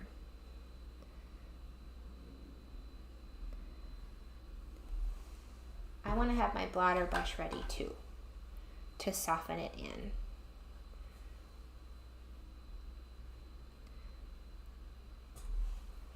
The other cool thing you could have ready is your grainer brush, because this sweater, right where it meets the fur, it would look cool to give it a little bit of that furry texture.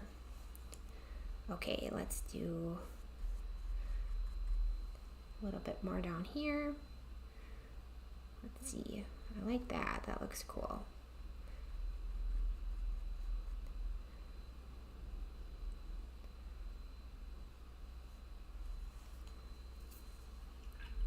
And then I'm going to take my wet blotted brush and let it just bleed into these other sections a little bit.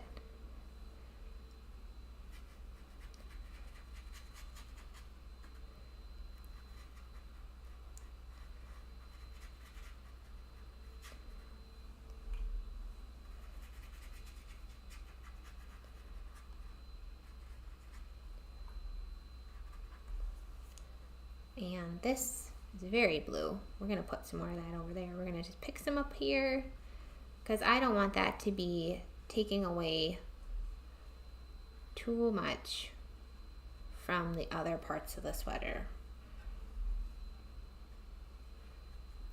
Cool, that looks good. Let's put a little bit here. Blur that in.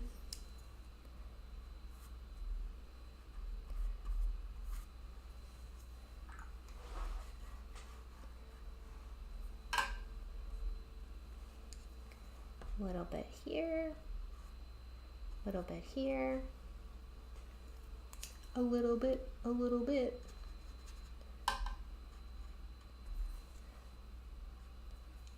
The other thing I want to do is this toggle on this side to be blurry. So what we're going to do is paint it with water. Just fill in that whole thing right up to the edges where your pencil marks are. And we're going to let that soak in for a little bit and make that toggle blue. And we're going to see if we like that blue and that one just as it is. And we need a little bit of blue up here. Need a little bit more of that watery mix. It's pretty dark right there. And you can see with ink how quick it goes. Like we are basically done with the whole sweater. And it was just that fast. I want it a little darker. I kind of like how dark that is. Right by the ears. And grainer brush this area a tiny bit more, so people know that's where he's furry and fluffy. Little grainer brush right here. He's very fluffy right here. And remember, we're underworking it. So less is more in this case. I really love this. Okay, this is probably getting a little too dry. Let's see. Let's just add in. I'm just using that same, and I'm leaving a little bit, so this should look like a toggle.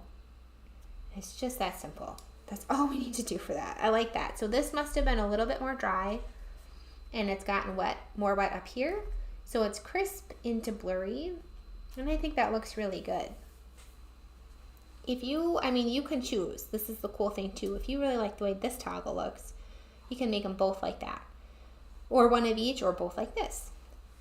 Have a lot of choices. We are done with the sweater. Isn't that amazing?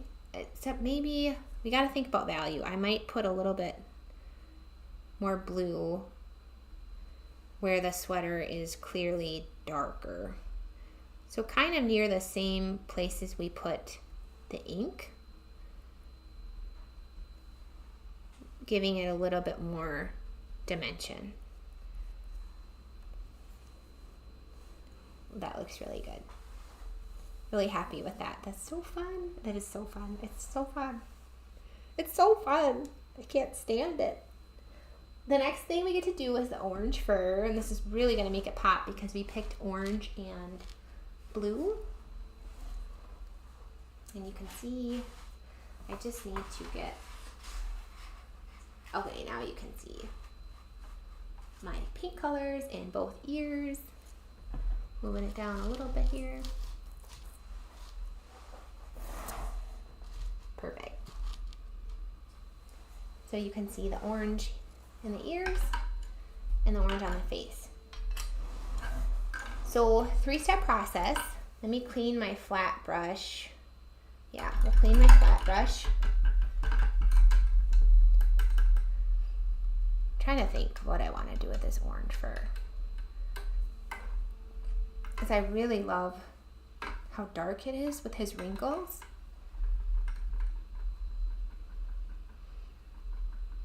Trying to think about how I want to approach that.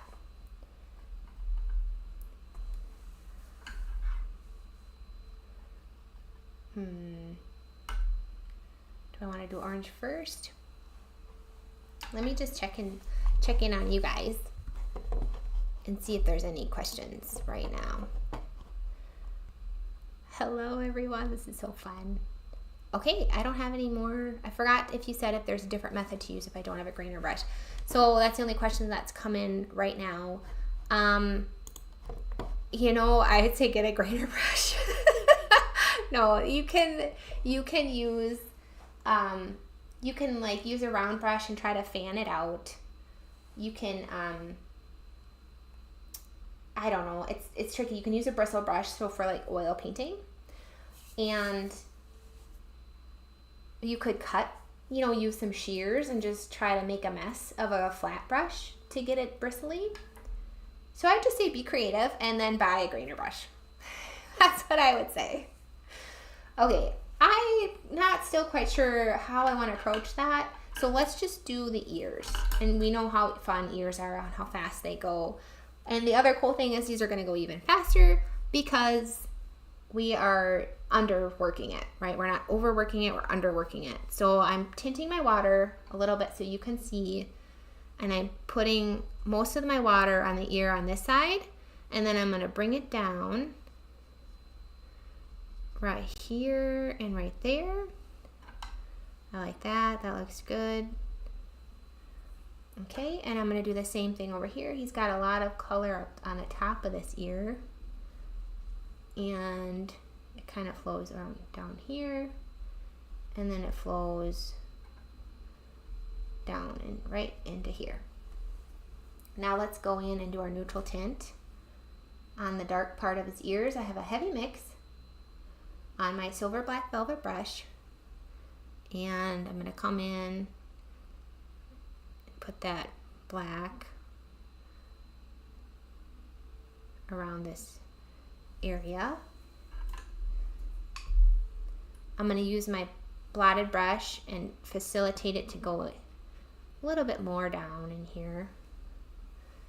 And it's pretty dark, so I'm just lifting a little bit of that extra.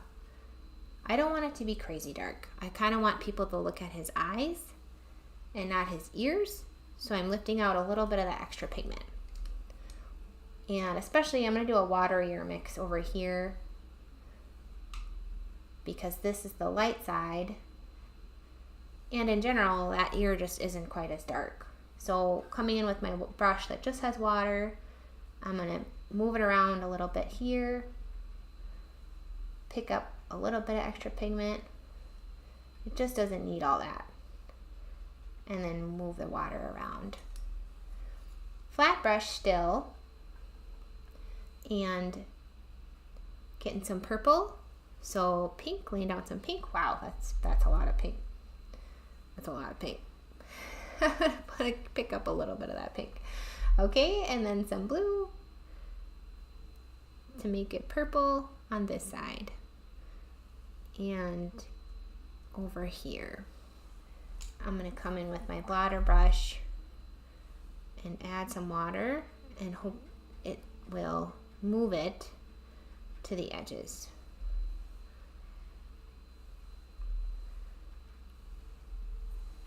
Grainer brush is nice and clean, it's blotted, and I'm going to pull some of that paint into the dry area so you can be like, you can see, oh yeah, those are his furry ears. A little bit, he's very short hair, so you don't need to pull a ton of it. And let's do the same over here, but with orange. So coming in with some yellow around here, cleaning it off, coming in with a little bit, because this color really steals the show of the pink. I'm gonna let those mix. Clean grainer brush, blot it off. Just pull some of that into the dry areas so that we can see some of that beautiful furry fur he has. Again, doing less than we think we should do. You likely will probably want to do more, and you're going to have to tell yourself to stop. I wouldn't mind a tiny, oh, I still have a very watery mix. Okay, I'm going to get a little heavier mix of neutral tint, but kind of blot my brush so that I won't release a ton. Okay, I like that. So I'm giving it a little bit of an inky line here on some areas. I want to do I want to do that over here? Maybe a little bit over here. That one already has more of an inky line. And then I'm going to come in with my grainer brush, and I'm going to make sure, I kind of want to mix up some orange. So let's mix, yeah, there we go. We got a heavy mix of orange here. And I'm just going to, probably needs, well, let's see. Probably needs to be more wet than this. Yeah, a little bit more wet. And just give them some hair up here.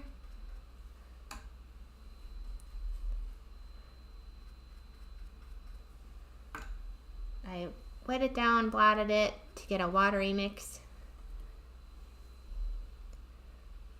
And popping in a little bit of orange right there.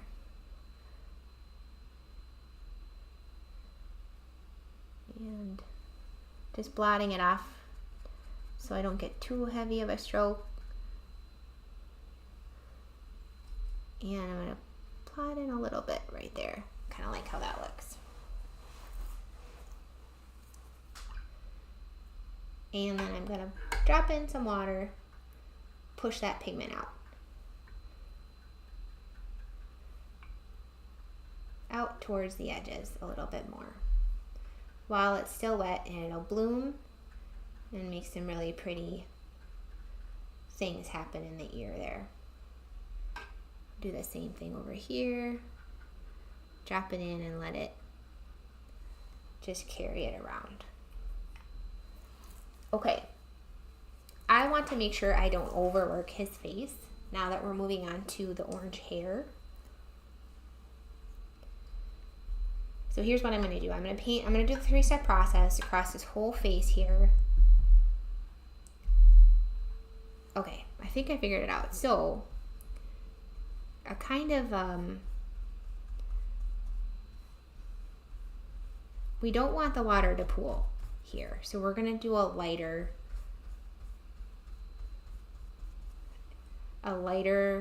layer of water. And I'm trying to focus it on the areas where I'm going to paint the orange. So leaving plenty of white space, especially over here. We're going to go into his eye a little bit, but hopefully going to leave that alone. We have our orange that we already mixed up. Start on the dark side and see what happens when you just add it in with the grainer brush. Now here's where it would be a good idea to have two grainer brushes, because you could go in and do some black at the same time. I'm adding even some fur details where there's no water. That looks cool. Let's see, there's some detail down here. And there's a lot of orange and black down here.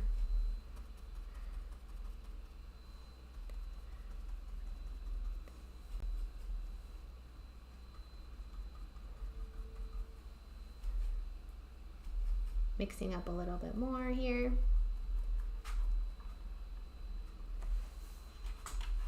Oh goodness, oh my goodness. Our palette is making a mess. I hope you can still see it. Still see my orange. Let's see, this is pretty dry. I'll go for it. Okay, cool. You can see my orange. My pretty orange.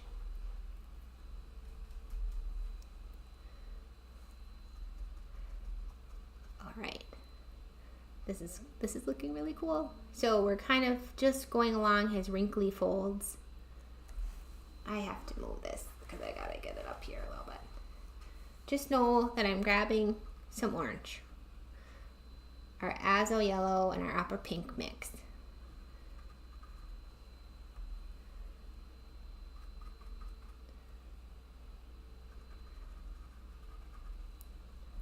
And going heavier on the yellow as I approach the light side of the painting.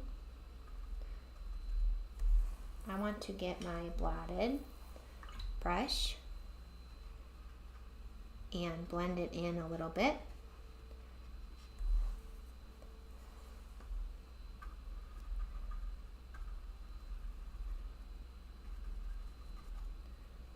And get a little bit of water here.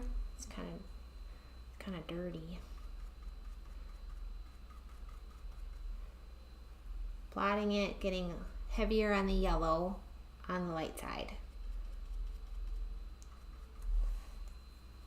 And blending that in. Not being afraid to get a little messy. Getting a lot of that yellow. I really like the yellowiness of it on the layer side.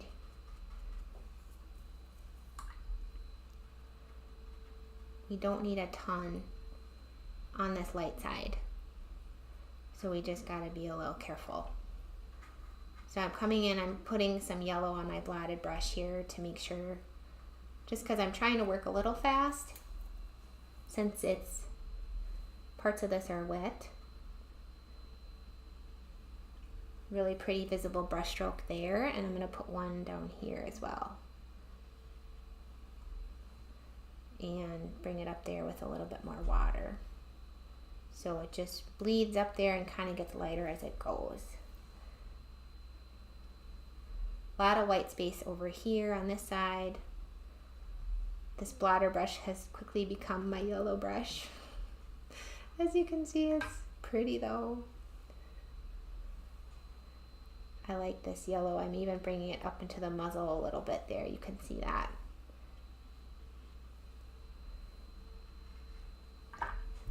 Up into the muzzle over here a little bit.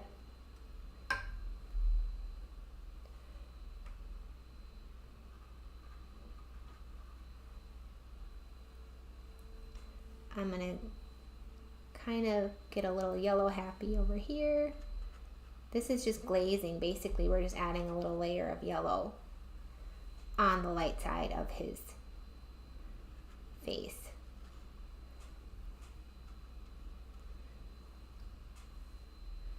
I'm going to go around these edges. Kind of dry brush glazing, getting some of that texture. Sometimes you start working kind of fast as you're working. I'm going to get a little yellow on this pink part of his nose. Looks pretty. And kind of dry brushing some texture on his snout here with the yellow. So just using the side of my bristles to get a little texture.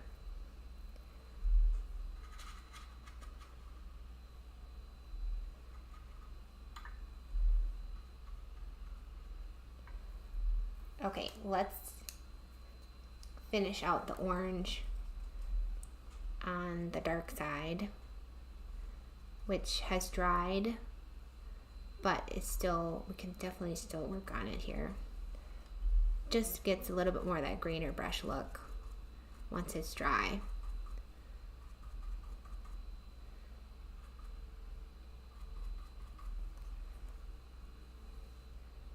And I'm going heavier on the pink for the orange on this side.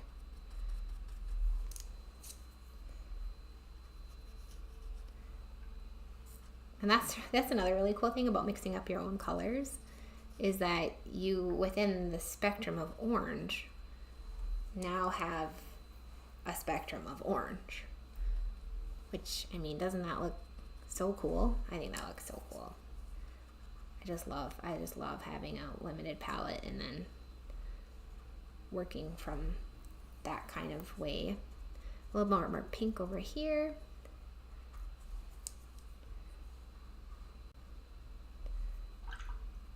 And I'm going to bring it up into this area a little bit because this is the darker side, but I definitely don't want to do too much. Be very easy to just fill in the whole thing with orange, and then the painting would get very, very flat. All right, a little bit of pink, almost to serve as like a buffer color at this point, because we're going to be adding in black next. So pink around the areas that I'm going to try to put some black into.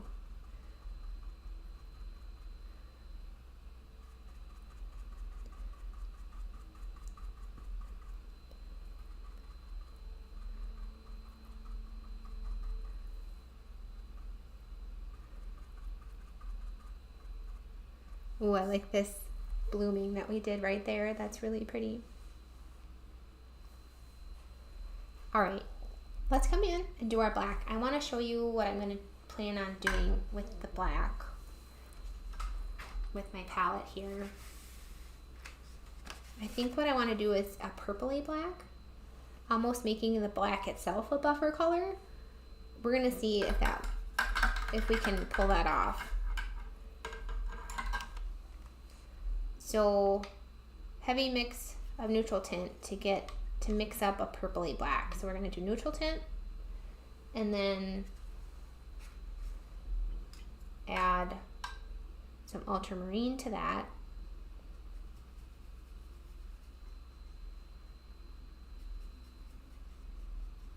And then we're going to add some pink to that. And it should just end up being a really deep, dark purple. And you can kind of see, I'm going to test it over here. That's very pretty. I'm going to add a little bit more pink. Test it. It's really gorgeous. So we might need to mix up more of that or lessen, or I don't know, we'll see. Okay, so now we're basically going to dry brush in these wrinkly details. So I have my blotted grainer brush, and I'm going to start in the darkest areas, because then we won't overpaint it. We know we need it in these really dark. Just got to blot it a little bit so those bristles separate. There we go. I think this purple is going to help us out so that we don't get green.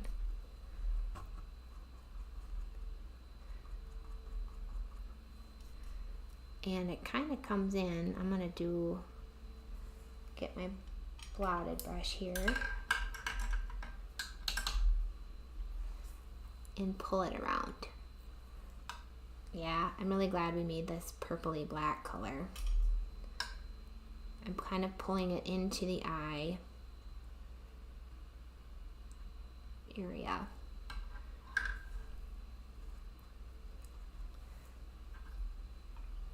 That got a little crazy.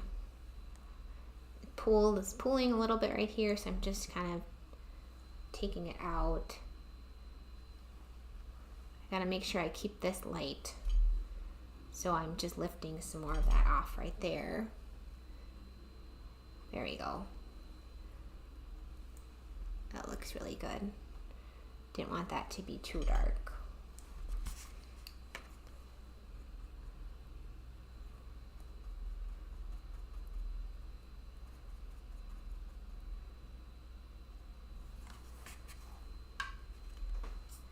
And just using my blotted brush to kind of blend it, bring it together in these areas.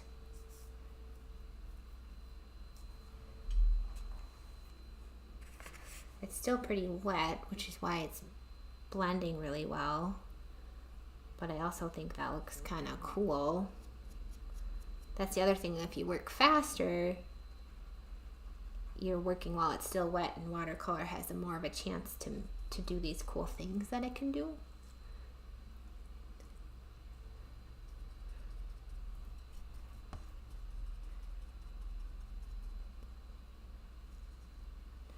It's very wet right there though. It's very wet. I kind of wanted it to do that line right there.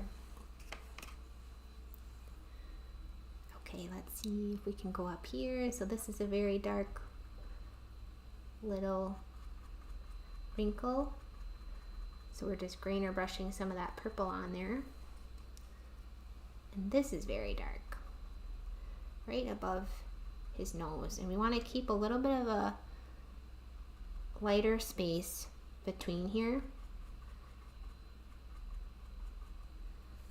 so that you can distinguish this wrinkle from this wrinkle. Oh my goodness, I didn't mean to do that.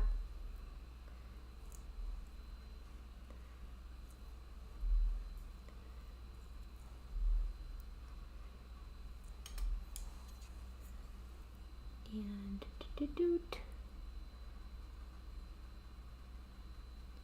and I'm kind of just tapping it now, since these wrinkles are pretty tiny.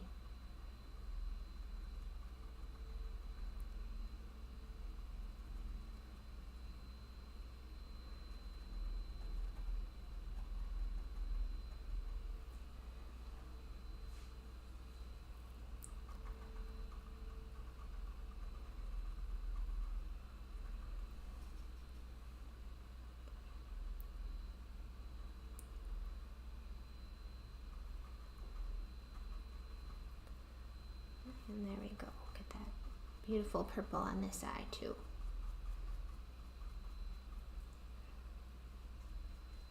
And I'm going to blot it to get a more watery mix off my brush, so it's not so dark on the light side here.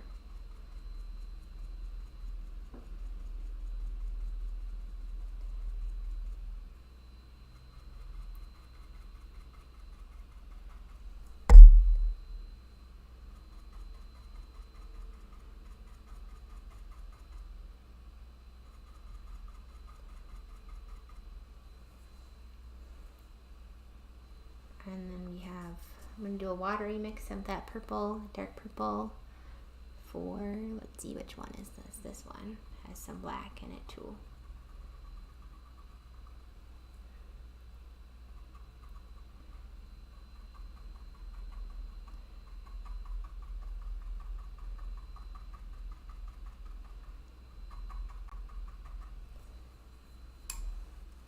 My blotted brush.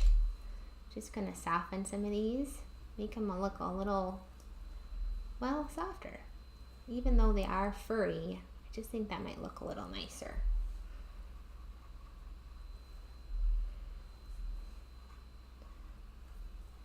That looks pretty. I'm going to put a little bit more pink right here. Like it's kind of looking green. I didn't really care for that. There we go.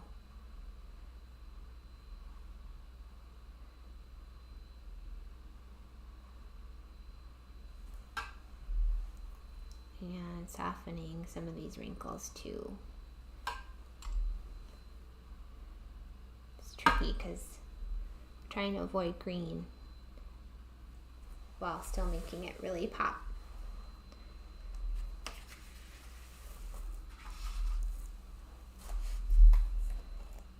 But I'm pretty sure that's probably it for adding paint. Now I'm just gonna go in, lift paint, maybe add pink if it's looking kind of green, soften some of these wrinkly edges.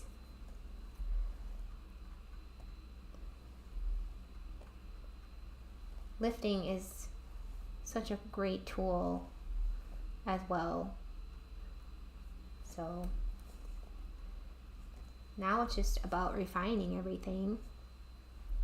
This part is kind of the fun part to paint, but not the fun part to watch somebody paint, I feel like. Because there's not a lot of big, exciting brush strokes happening now. So basically that's all I'm going to do now is just soften, add pink, add maybe more grainer brush detail if there's a spot I think it needs more detail. And I'm going to do the whiskers. I'm going to add some whiskers too. And maybe a little bit more ink pen. But this is kind of fun. It's like, okay, the hard part's over. We totally did it. I'm going to add a little bit of water here. And see what kind of cool effects. This was still a little wet. And I kind of like that, so I'm just seeing what else could happen over here if I add in a little bit of water and make it a little bit softer.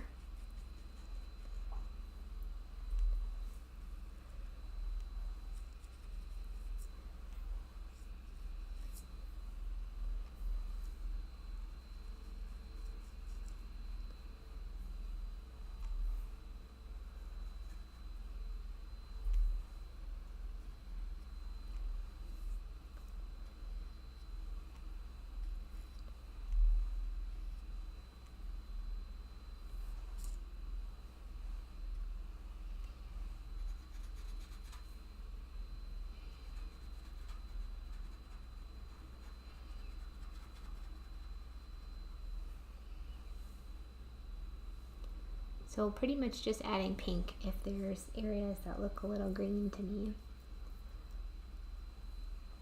And that'll really help counteract that green hue.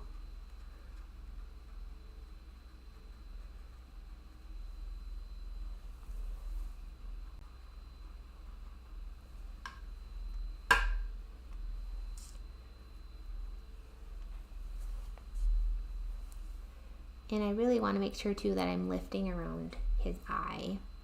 These little highlights, those are really important to make sure it gives it some dimension and it won't end up looking too flat. So those whites are just as important as the darks.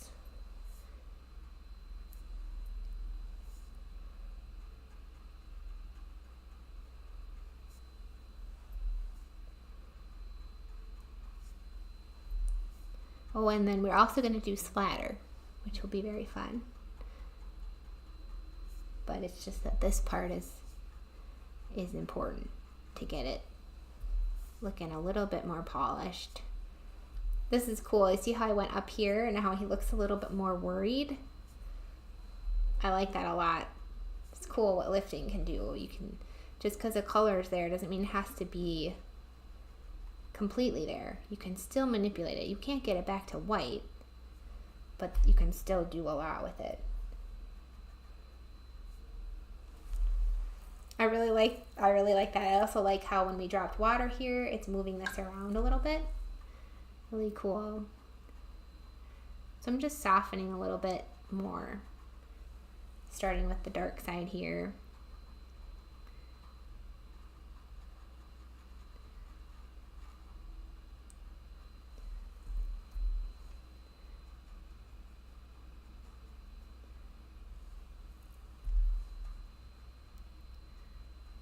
And I'm lifting color off if it seems too harsh or maybe like it blended in a funny way.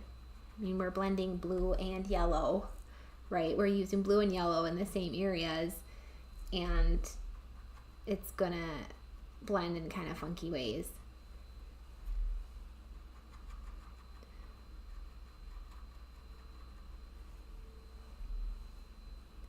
I like this a lot too. That's kind of cool. I'm gonna soften, lift that in a little bit, that area right there. Doesn't have to be in the reference photo for you to utilize it either. The other thing what I want to do with these wrinkles is make sure I kind of give them a little bit of a highlight in the center so they look like they have dimension. So I'm scrubbing and lifting out the center of those wrinkles. There you go. So you can tell that, oh, got a wrinkle there. And you can do that anywhere you see those little wrinkles. This isn't lifting out on the blue, but can't work miracles all the time.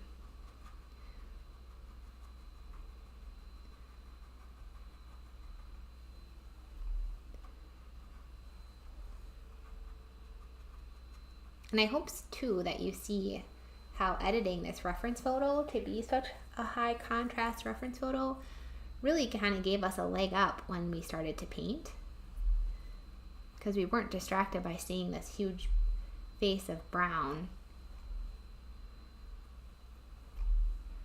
And the other thing you could do is if you kind of think, oh, this orange is really intense, a little too intense, I would just replace it with quinacridone gold and it would look a lot more natural. And it wouldn't be such an intense orangey color to work with. Lifting out the center of these wrinkles, dropping in a little bit of water here because that's kind of blooming pretty. And I want that to continue. This one already has a white center, so I'm just blending that into the edges a little bit. I'm going to add a little bit of pink around here to get a prettier, warmer purple that just blends with that orange a little bit nicer.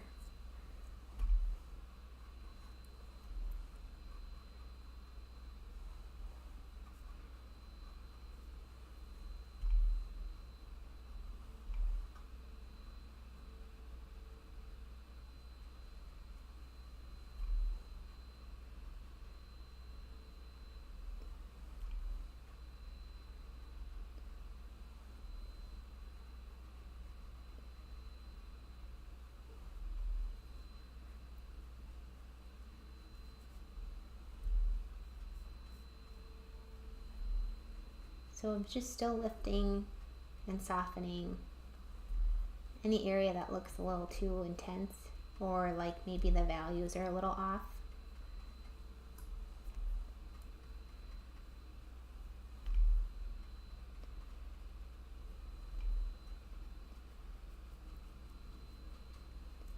I love this line. How cool is that? It's just a brush stroke that we let dry without manipulating the edges. I'm gonna put in a little bit of a lift here. Lift off some of that yellow and orange. Give that wrinkle a little bit more dimension.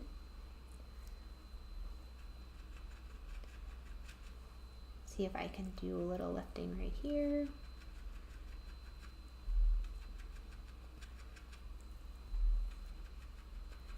I still think my favorite part was just this color resist on the muzzle. I think color resist is like the coolest thing that watercolor does. Really, really neat. I'm gonna add a little bit of pink. This is getting a little muddy of a mix, so that pink really just helps bring it back to life.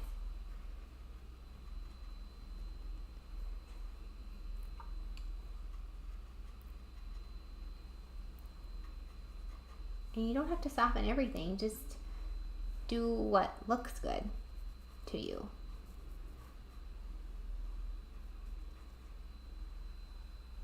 Because these combinations of different kinds of edges, grainer brush edges, soft edges, hard brushstroke edges, blooming edges, all this stuff is just so pretty. So I'm scrubbing a little bit of this pigment off and kind of giving his body a little bit more of this orange color on the top. So just using that existing pigment to make it pretty orangey color up there. Oh, that looks really good. How fun is this? I feel like that's pretty good, you guys. Let's we have splatter and we have the whiskers. So let's do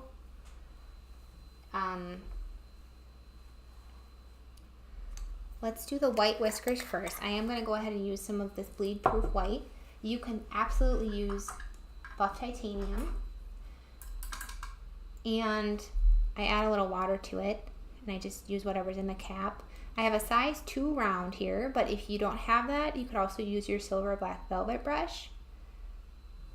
And I'm just gonna focus on giving him a couple short whiskers, kind of sparse, where I think they would look nice. Sometimes masking is harsh, and I didn't want this to be too harsh. So kind of coming in like this is a nice way to go.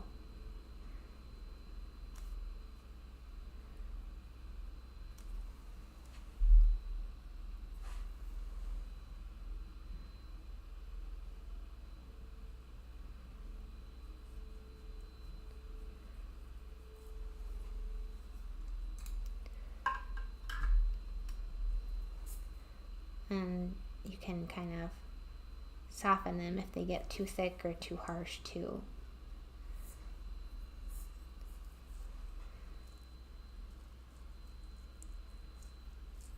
I think that looks really cool though. I might even put a little on his nose. Blotted brush here, soften that in. Just to keep his nose, have some highlights.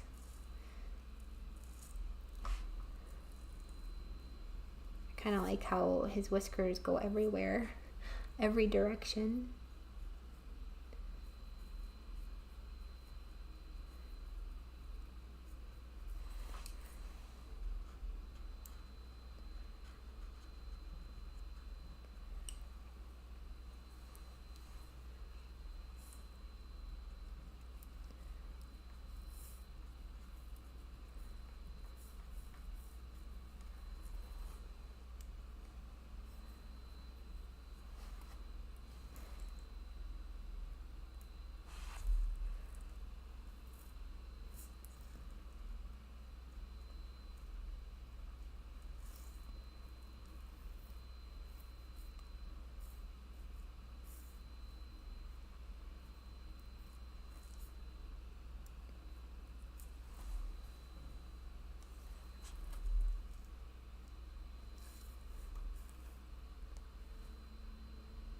And I'm just giving his nose a little bit of texture with this too.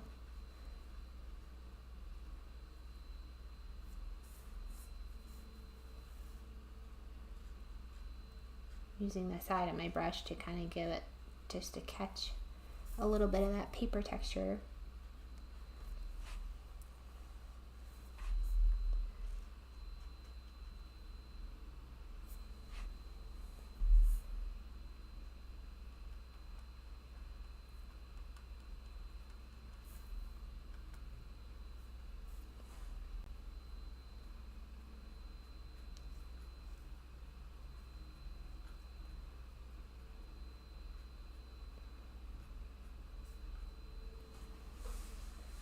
And we don't need too much because it's going to draw a lot of attention with all that texture. I think that's all I really want to do with that.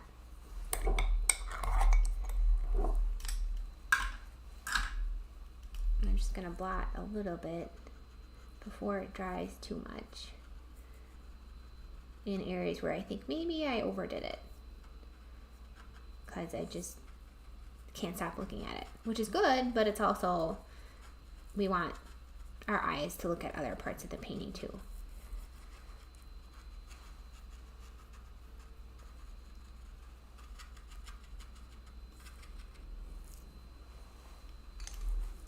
All right, let's see here.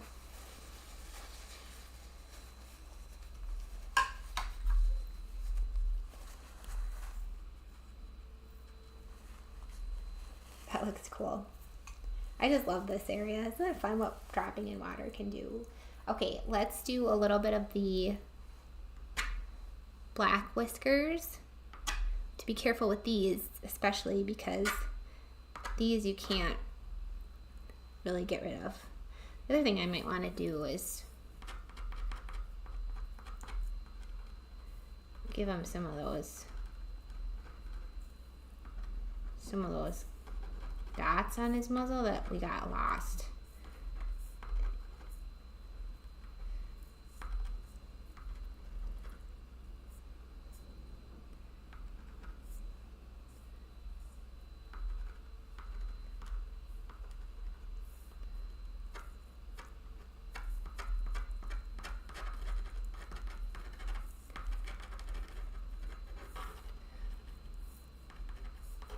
So I'm giving him a little bit of texture too with this one.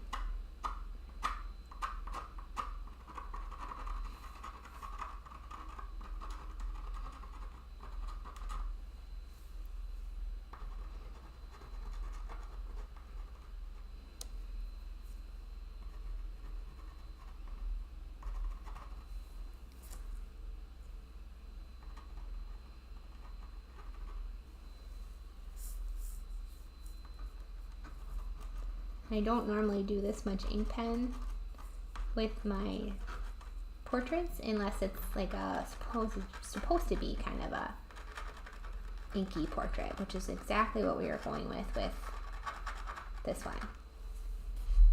So you can have fun doing all this ink. The other cool thing you could, if you want to do, come back to his feet, you could add orange here. I'm not gonna do that. I thought about it. I'm not doing it. I don't want to distract from the orange on his face. I just think it looks so cool. So don't do too many whiskers. You just need to hint at it.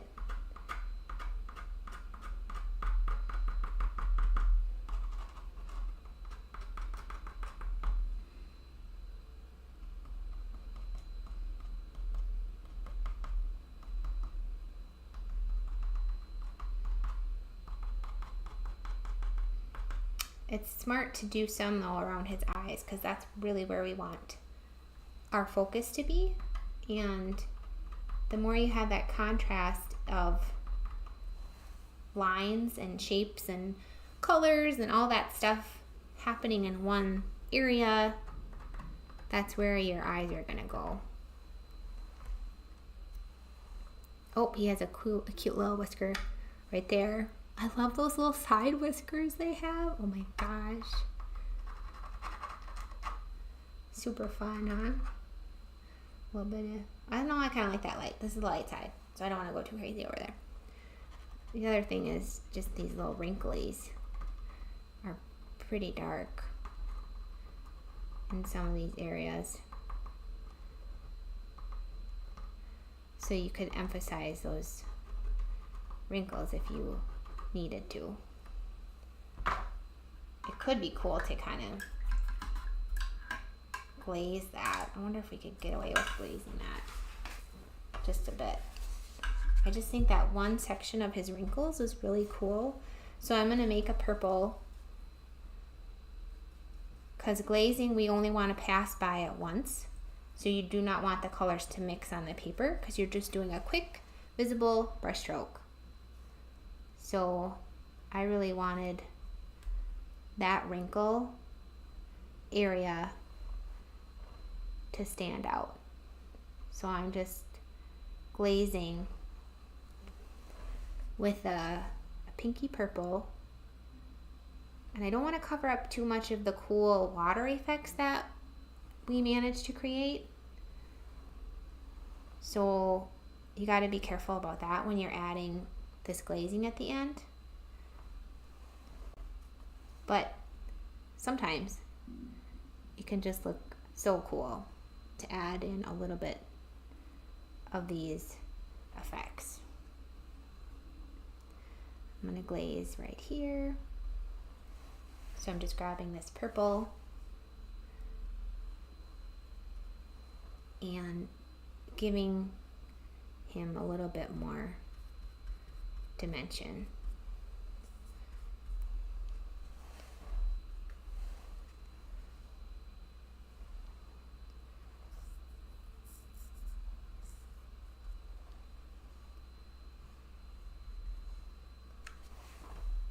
Really focusing on the dark side.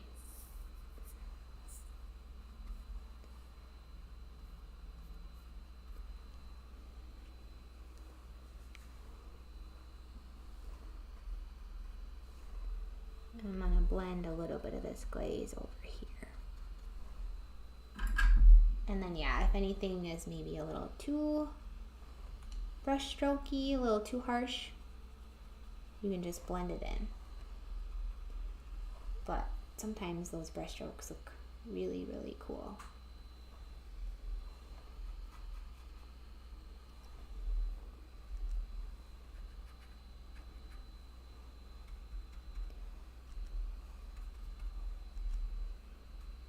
I like that one a lot. Just wanted it to be a little bit lighter. That looks cool.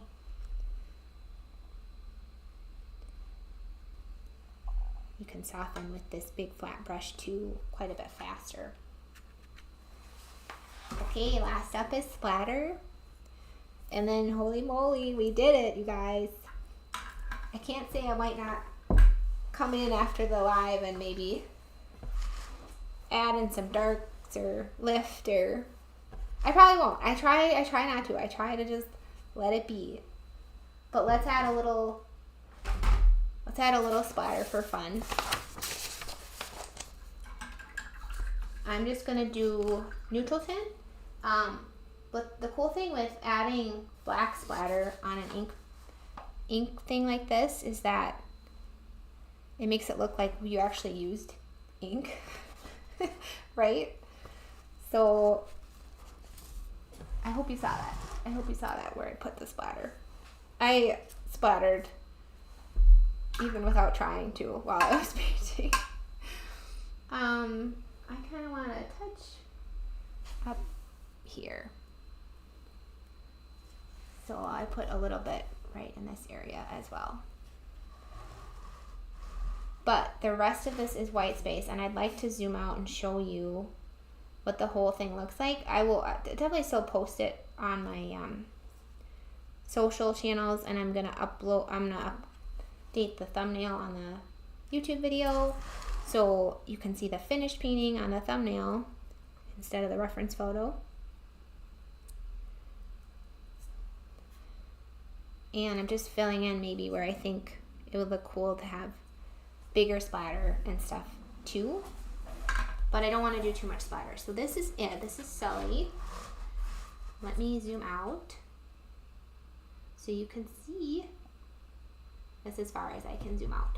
But there's the bottom, and it goes all the way up. There's the top. So once I get it mounted on Gator board, it's just going to look really cool because he's just going to be sitting over here in the corner. The other thing you could do is add a little shadow, which I think actually we should do, because he's supposed to be just kind of over here hanging out in the corner, and I want to do a watery ultramarine shadow, maybe a little bit of this purple. So light's coming this way.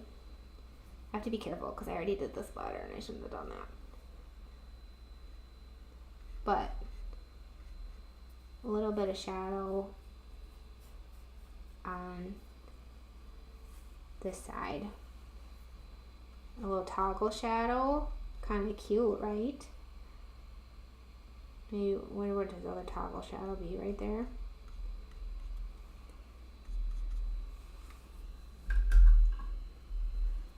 So picking up a little bit because it really ate up that splatter.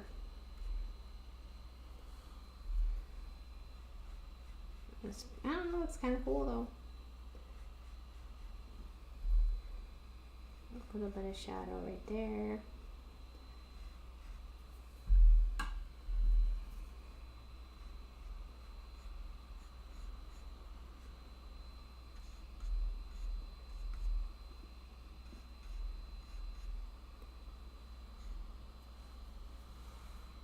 I think that looks really neat. And I didn't add orange to his feet, but a little bit of shadow in his feet would make sense to me too. So I just added a little bit of purple down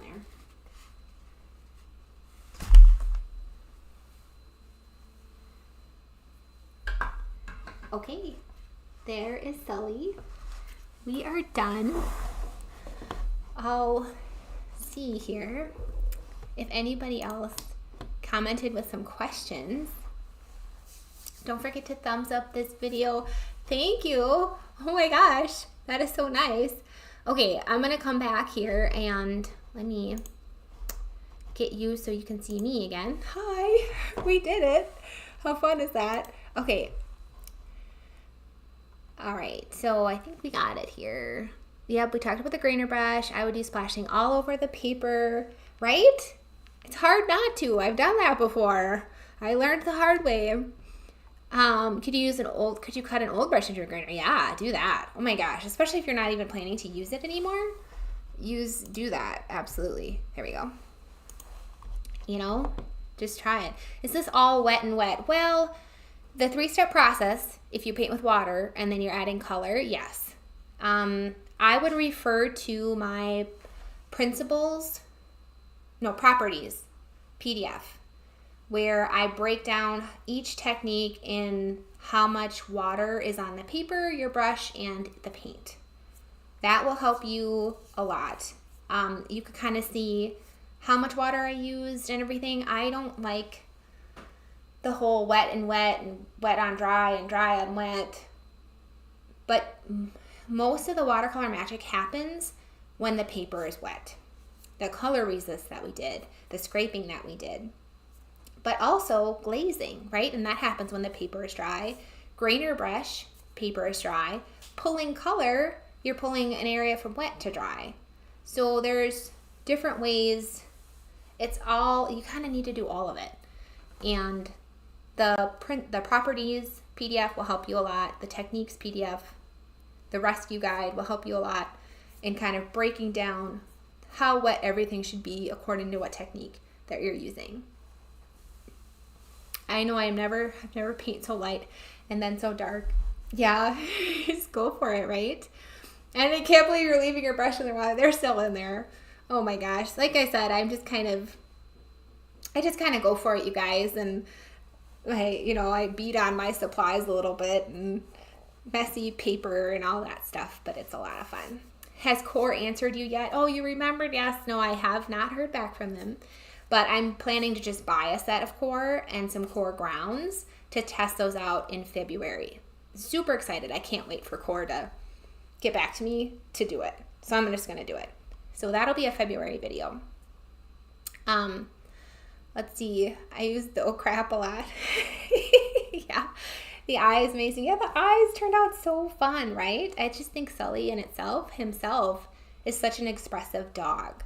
So if you're already starting with a reference photo, you are so excited about painting, then you're giving yourself a huge leg up in being able to paint that painting. I found that the paintings I'm the most excited to paint always turn out the best. And then on the flip side of that, if I'm getting a commission, number one, if I know I cannot paint the photo that I was given, I just say I can't do it. And number two, I find ways to make it exciting so that I know it will turn out. So the painting plan has a lot to do with that. So I get excited about, okay, how am I going to break down what techniques am I excited to paint with? What colors would be exciting to use with this portrait? I want to get excited to paint it. So I can't wait for more of these during February. Yes, I think this went really well, and I want to continue doing lives. This was great for me because I don't have to go now and back in and edit a 2.5 hour video. That's going to save me so much time. So in terms of my time, it's great because now I'm going to be able to paint more and edit less. So I am planning to do a lot more live videos like this. The other great thing for you on your end is you can increase this playback speed. You can pause, you can fast forward. I think I should probably go back and add chapters to it. That won't take me very long. I could do that to help you guys skip to areas where it would be very helpful for you to have maybe chapters in the video. But otherwise, I'm definitely planning on doing more lives. So I would definitely love if you have any feedback about this live, especially because this was a long one. This is a big painting. It was a long live. We did everything start to finish. But I like to paint big. And I want to paint things I'm excited about. So I'll give you more videos for techniques that you need and things like that. Not every video will be a live, but I'm planning definitely to incorporate more lives as we go. I can't tell you how nervous I was watching your palette and water on top of your paper. I know, right? I have to do it. I have to fit it all in the video, but I've gotten better at figuring out how to minimize the risk there. Vicky says she has a ton of core and loves it. Okay, Vicky, there we go, right? I'm going there with you. I wish I was in the same boat right now with a ton of core. I don't have any. I can't believe I waited this long to try it. I'm gonna have to redo my entire supply list to reflect that core is the best. We'll see. Cheap Joe's does not have any quinacridone gold. Oh my gosh, they've been out for a long time because I got an email about that weeks ago. So if you can't get quinacridone gold, you can just substitute. There's quinacridone gold deep. I love quinacridone gold so much that I would just get a different brand of quinacridone gold, like Daniel Smith or Core. I don't know if Core has. I think Core actually discontinued their quinacridone gold. I don't know why. But my first suggestion is a different brand. Otherwise, you could try to look for similar color codes, like pigment codes in different browns. That's what I'm going to do with Core. And I wrote that down and I forgot what colors I'm going to use. But Core doesn't have quinacridone gold, so I have to get a different brown. But just get a different brand of quinacridone gold if you really want that. Otherwise, you can play around with color mixing to get a really rich, deep, yellowy brown. Quinacridone gold was the 206 that's gone, only stock leftovers. All the paint creators are substituting other pigments. Yeah, I'm glad. Thank you for your help with this, you guys, because I don't really know exactly what's going on. I think the speed you did it was perfect. Thank you, Lynn. I caught up again, and that never happens. Hey, okay, cool. I know. I think maybe managing a live and painting is just the perfect pace for painting along with me. So another advantage of doing it with a live. When it was announced, I got a couple. Okay, so maybe quinacridone gold is just kind of gone across all the brands. That could be why. I'll go cry after this live about that. But we'll persevere. We'll figure it out. We'll get something else. The pigment is no longer being produced. Okay, well, I'll have to update my supply list then if that's the case. So that's really good information to know. Thank you, guys. So yes, okay, Tri-Art. I've heard of Tri-Art, and I can't remember it now. But makes great watercolor paint. Well, thank you for sharing that, Lynn. That's awesome. So try art. Try different art pigments. And it looks like we're all out of questions now. So that should be it for today. Definitely join me on Thursday. It's going to be a lot of fun to announce the winner of the supply giveaway and go over the February calendar. We have so many fun things planned. And now that you have this base of a whole 30-day program, you can reference those videos anytime you feel stuck on a certain area and then come back and start doing these fun paint-alongs as we progress now, going into different subjects and different supplies It's going to be a lot of fun. So thank you so much, everybody, for joining me. This was a blast. I had a blast, and I'm really happy that it worked out. I'm really happy that Mr. Sully here is just a cutie pie, and I hope you had fun painting him with me. I will see you in the next lesson. Happy, happy painting.